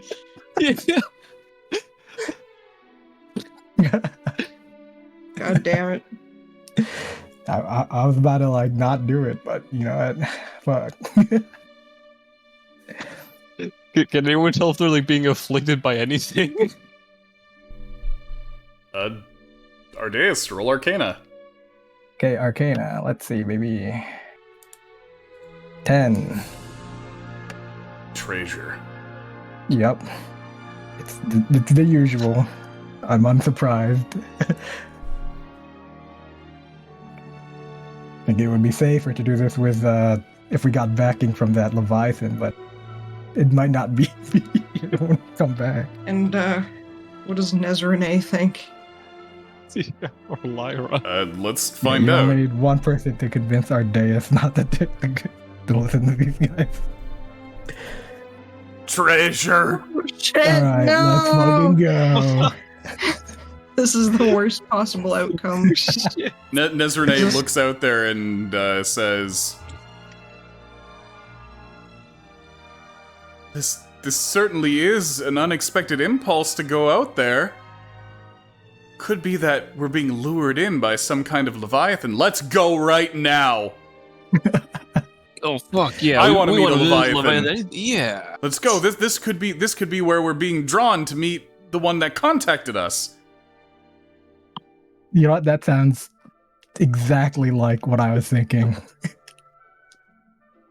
Let's fucking do it, baby. I assume even Smalley's treasure, or I don't know. Everyone just going for treasure. So Sample says, Are we making a stop here for a salvaging run then? Yeah, shit, I guess. Oh, the boats and the Everyone looks at rocks are Sample just- packed too tightly together for me to be able to get the submersible too close.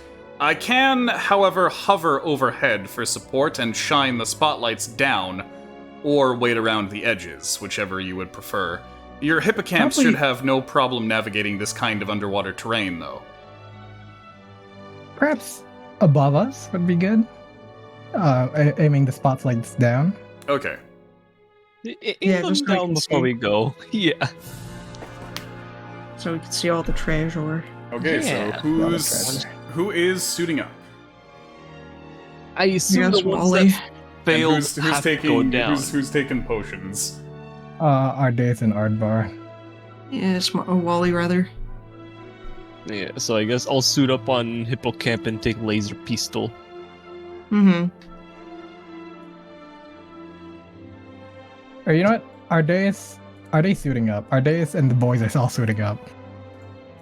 Is it So- possible for him to cast an intellect fortress and be like, yeah, we gotta protect Wait. ourselves? Oh, wait a second. You can still take all of the preparations necessary. The only thing that you're urged to do is explore this place and look for treasure. Okay. Yeah, alright. He casts an intellect fortress on himself. Also, place yourselves over by the sub. Maybe I should try spooking whatever is here. I could definitely try spooking them with my horn. Why would you do that? That's like announcing to everything that we're here.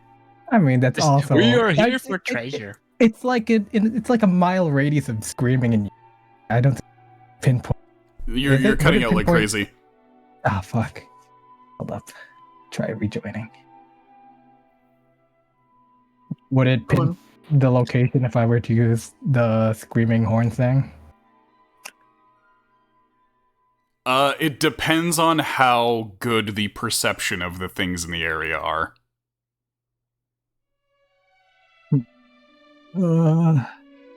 I mean, we're a big ass ship. They probably already know we're here. Yeah, but in terms of pinpointing the wailing sound, they would have to roll pretty decent on perception to be able to do it, but it would not be impossible. Okay. If I were to do it, it'd probably spook a bunch of stuff that are hiding, though. Probably. So if I do it, like, over here, perhaps, like, not too close from where you guys are gonna go, me and my boys, I'll blow the horn here, perhaps, near, or right over here. I turn to the ladies and I'm like, what is this suggested behavior for undersea exploration? What? What? Like- Why would we know anything about that? You think I've ever been underwater before? I don't know. You're the Leviathan specialist. Yeah, but the only time I've ever been out here is, on your boats. Oh, I'm a scholar. I'm not really an adventurer. So is Wally. that's true. I'll get the Monoceros I there. am a scholar. Mm-hmm. Lol. And then there's Ardaeus, who's a sculler. Yep, it's go True. Pumpkin's hanging out near Smalley. And Ulbrich's probably gonna get on a hippocamp with two dwarves can ride one. Oh, okay. I could probably bring Snode out. You want to ride with his brother? Sure. Which Be brother? part This of one? the Ard squad. Or Yeah. that brother, probably. It's easier to control. Okay, Pog. Uh, Oh yeah, Loishka. Loishka's a thing. there we go. Logan. Logan can also ride with a dwarf. Dwarves and small creatures can ride two to a horse.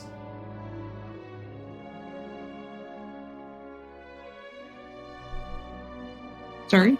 I said dwarves and small creatures can ride two to a horse. Okay. Well, that's the dwarves. And then there's the terrapin. Mm-hmm.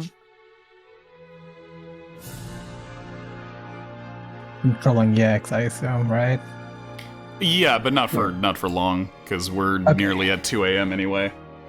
Okay. Mm-hmm. Alright, well, should I blow my horn, fellas? See if anything gets spooked and runs out of their hiding, if there is any? Oh, sorry, let me put hippocampuses on the field for everybody.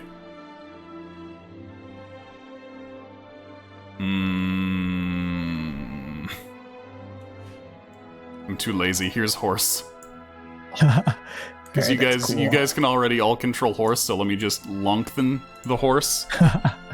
And, Lol.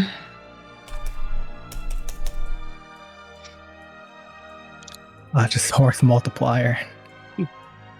Hell yeah. Mercy. We have 8, right? Yep, there you There go. we go. Because yeah, everybody our can name is already not one. control horse, so Mm-hmm. and then yeah, two Just- dwarf on a horse, and then dwarf and a gnome on a horse. Yeah.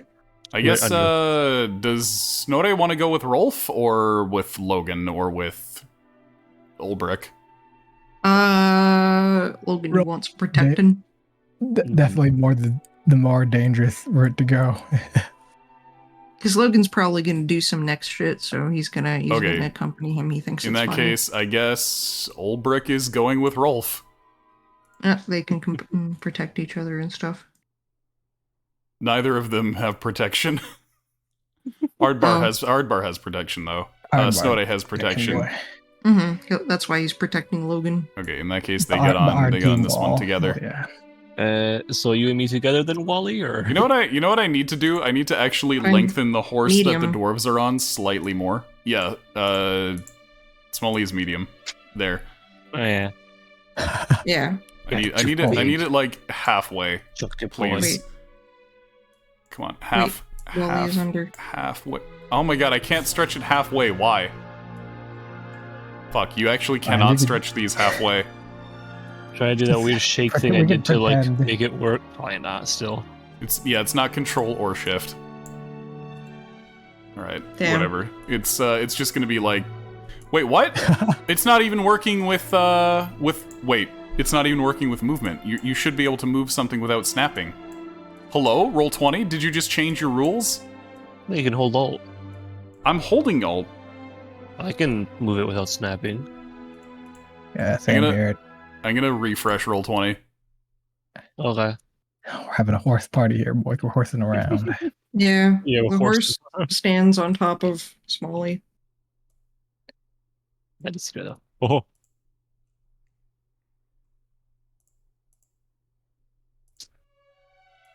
Okay, let's try this again. Now it works. Hey. Hey. I just had to refresh, I guess. If only they had an actual. Yeah, if only they had a fucking app. Yeah. Uh, Alright, there you go. Dwarf on a horse. Yep. And in terms of other folks on horse, okay, so you got the backup horse. We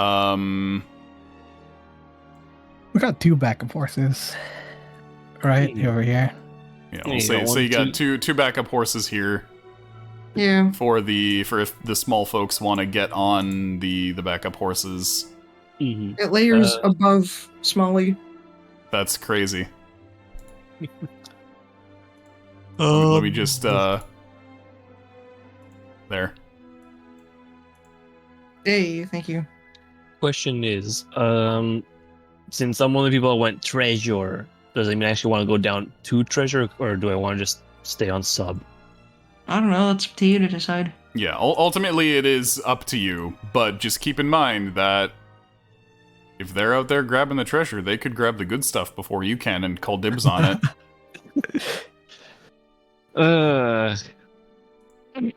Our team. No one would betray me, right? Or Deus. Ardeus is at the very front. Even though he's not being compelled to get the treasure. Yeah, we'll get our Deus' share then. He's not that interested. So there's Sea Elf Lady. She's still pretty shell-shocked. Well, And then Nezrene's just with her. If that's the case, then... Nezrene can actually give you out a bonus intellect fortress on somebody who wants it.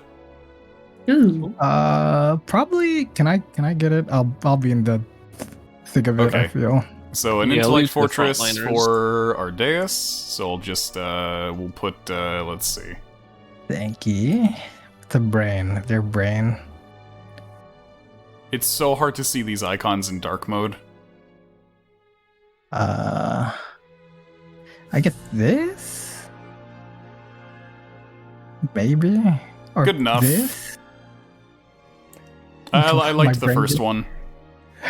Oh, Not the freaking brain broken getting fried. skull. This one's really good. Okay. Intellect Fortress. Kind of looks like a vagina now that I look at it more. Oh wait, there's literally a fortress. There's a you're fucking welcome. chess piece looking Yeah, tower. White tower. Fuck. Okay, well that works perfectly. You're Where is it? welcome.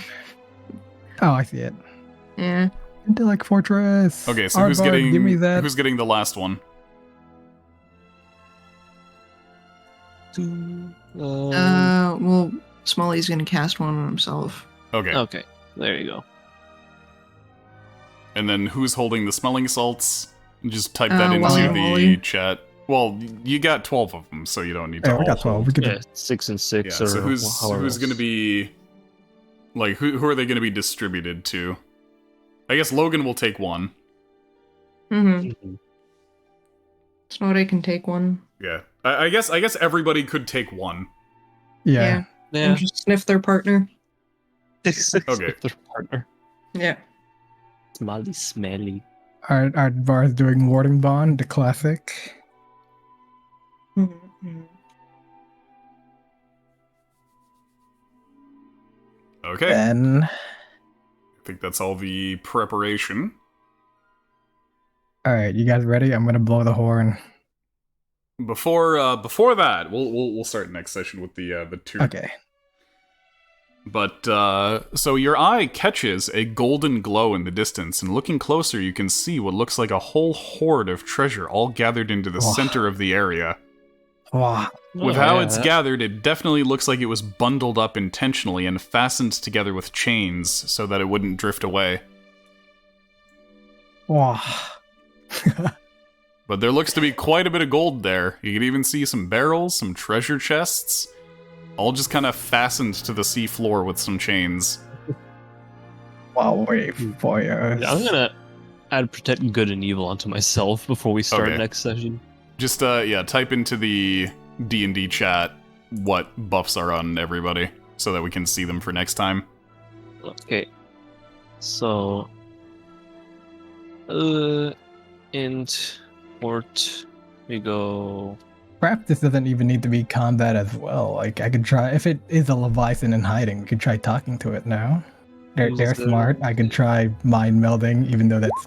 Oh, wait, I have Intellect Fortress, so maybe. Ardeus. So int port Smalley Wally Ardeus.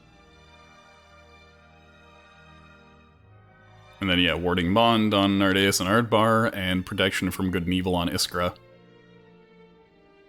Yeah, true. So like we could possibly even speak to the like try speaking to the duder, because that's probably the best thing that we can get out of this, being friends. Yeah. The true treasure is friendship. The friends we made, the Leviathans we made along the way. Oh, Oh, you can- you just put it there? We all wrote it.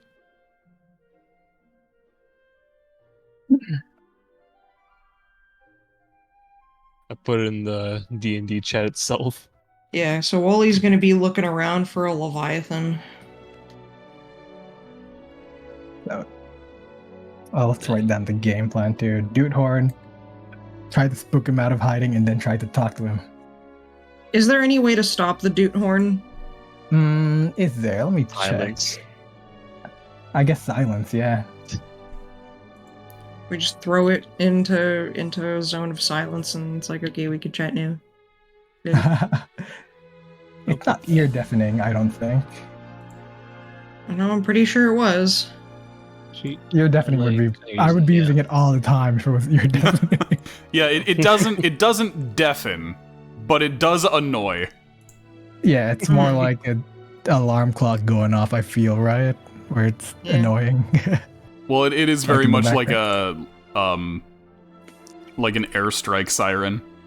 Okay. Okay. That's pretty bad, but it's not too bad. Do we want to annoy a big Leviathan? Well, I'm gonna try to spook it out of hiding first, and then if he wants to talk to us, I'll cast silence. I wonder if we want him spooked. If he's a big ass Leviathan. Well, he's gonna come and check out what all the screaming's about. So, or try to flee it if it spooks him. So the poem thing, the thing that we read out, the message that we received mentioned great hollow wooden bodies lying, like great bones, bleeding ash and gold upon the crater's floor. Yeah. We got plenty of gold That and warning. So I'm pretty sure it mentions this exact place. That's what I was thinking. I thought we're getting closer. I guess. Yeah. Yeah, so I'm wondering if we need to like parlay.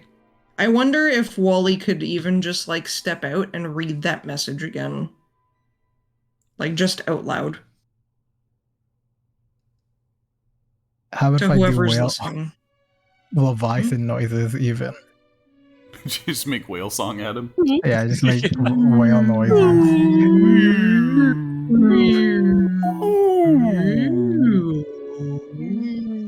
It's my favorite joke.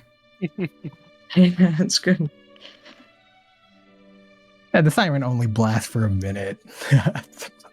But we could just start with the message, and then if like the creature recognizes it, then we can probably just not fight at all, and not even set off the thing. Right. Dialogue. How would we talk to it? The only way I remember talking to it is touching it or mind melding. Or not mind melding, just using basic telepathy, I guess. Well, I guess, yeah, do you want to just shoot your telepathy out? Yeah, I'm fortressed. I'm intellectually fortressed. Could it be like a radio signal where it's just like, you know, like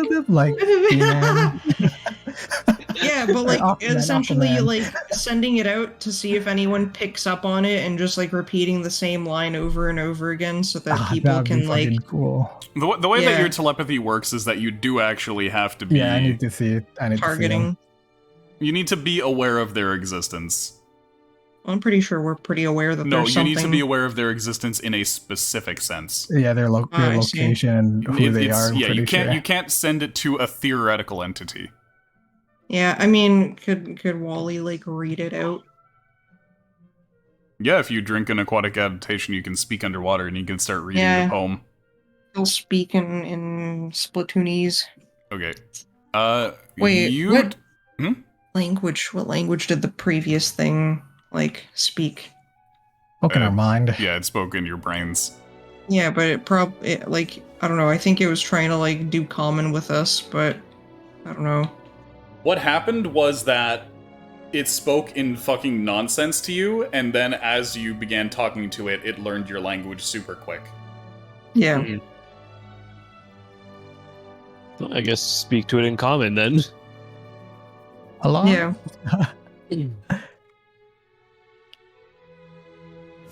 Okay, so Wally, as you speak the poem, you find yourself having to restart several times because you're very distracted by treasure. It's like right there, right in front of you, just shining like nobody's business. Yeah, but like all the tied real down treasure for you, is the friend ready to be make. picked up. There could be so many like spell scrolls in there. You know what? There could be crabs in there. Shit. Oh shit. There probably is. We're at the bottom of the What if there's an even bigger crab in the weights? I need to read. What if it's like a really big crab? But what if there's crabs so small in there that they could fit on the tip of your finger? Or such a big crab that they're in the chest. What if there's a big crab made out of a smaller crab? What if the chest is like acting like a shell for like a hermit crab? Yeah. Hell yeah. He slaps himself. Oh, shit. What if one of these boat pieces is just big crab shell? What if you just open one of the chests and you just see like nothing but fat kelpie ass? Fuck. Wally is like really sweating like visibly right now because he's conflicted about what he wants to pursue first because everything is treasure.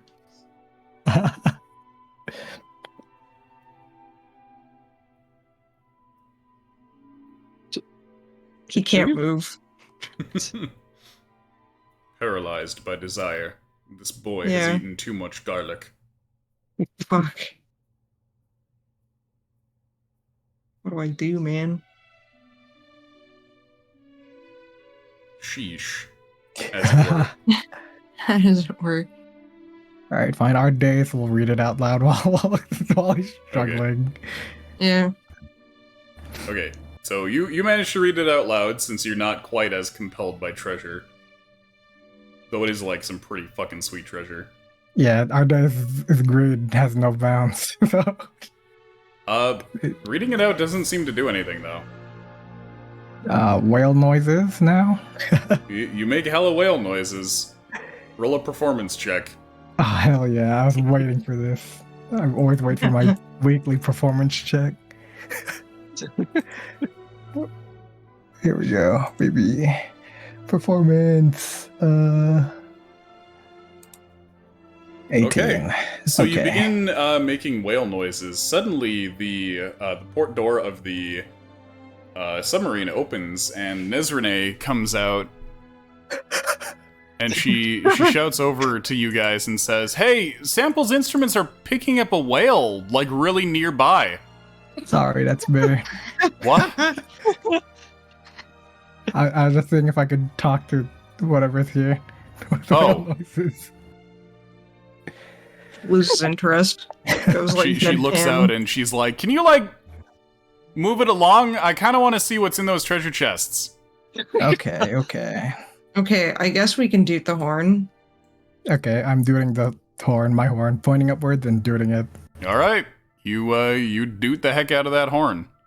Suddenly, things start shifting and moving around you. Whoa. Yelling.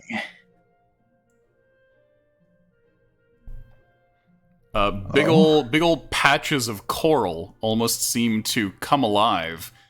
Additionally, some of the bodies of sailors that you see strewn about the place begin shaking violently. Oh, well, where are these bodies? Can we see them now that they're shaking around? Yeah. One moment. I think they're on the overlay right there. There you go. Oh, these guys look familiar, like undead we've seen before. You're like pretty the- sure nothing should be alive in these conditions. Not even undead. You wouldn't call undead alive in any universe. What are you talking about? That'd be meant for Melna. Anyway, Yeah, there you we go. fought fells like these. I think. I don't know if it's exactly like this. We fought underwater zomboys. Yeah, the wet's undead. There you go, squish. All right, Well, he let's wants try. to roll Arcana to figure out what the fuck is controlling those things. Oh, You have no idea. All you know is that you're about to have to roll initiative at the start of next stream. Oh, fuck. yeah, I thought so. Whoa, what the fuck is that down there? Also, thank you very, very much for that follow, little puppy. Oh, Buppy. fuck. That's a big Puppy. boy. Is that the Leviathan? No, that's just a big boy. He's just a big boy. Just a big boy. Just a big boy. Big boy. Big boy. Alright, wonderful. Anyway, that is where we are going to conclude, because if we're getting into combat, then we're going to want Sarah here for that. Yeah, Mhm. true. Yep. Put her in the water. 'Cause that's where she'd be. Buppy. Also, Right over here. Hunt. Hund. Honey. Okay. Honey hunt. Yes. Alright, in that case, that is where I'm going to say thank you guys very much for watching. This has been D&D for the night. Yee. See you guys tomorrow for some game dev. And yeah, next week for some more D&D, where we'll be back to underwater adventures. Hmm. There we go. I have stopped the recording. Alright, so, yeah, we're going to end the night by throwing out a raid, as usual. Yep. Tonight, let's go on over to Year's Ed. Let's see if they're still streaming. Who's that? It's a Shark Girl. Whoa. So it's it's a very appropriate raid target. Fitting. Yeah.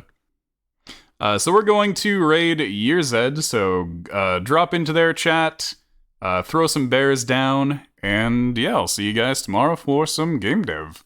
So thank you for coming. Thank you for coming, Arugi and Cryo and Honey and Sarah. Hope to see you guys later. Yeah. Hey. What?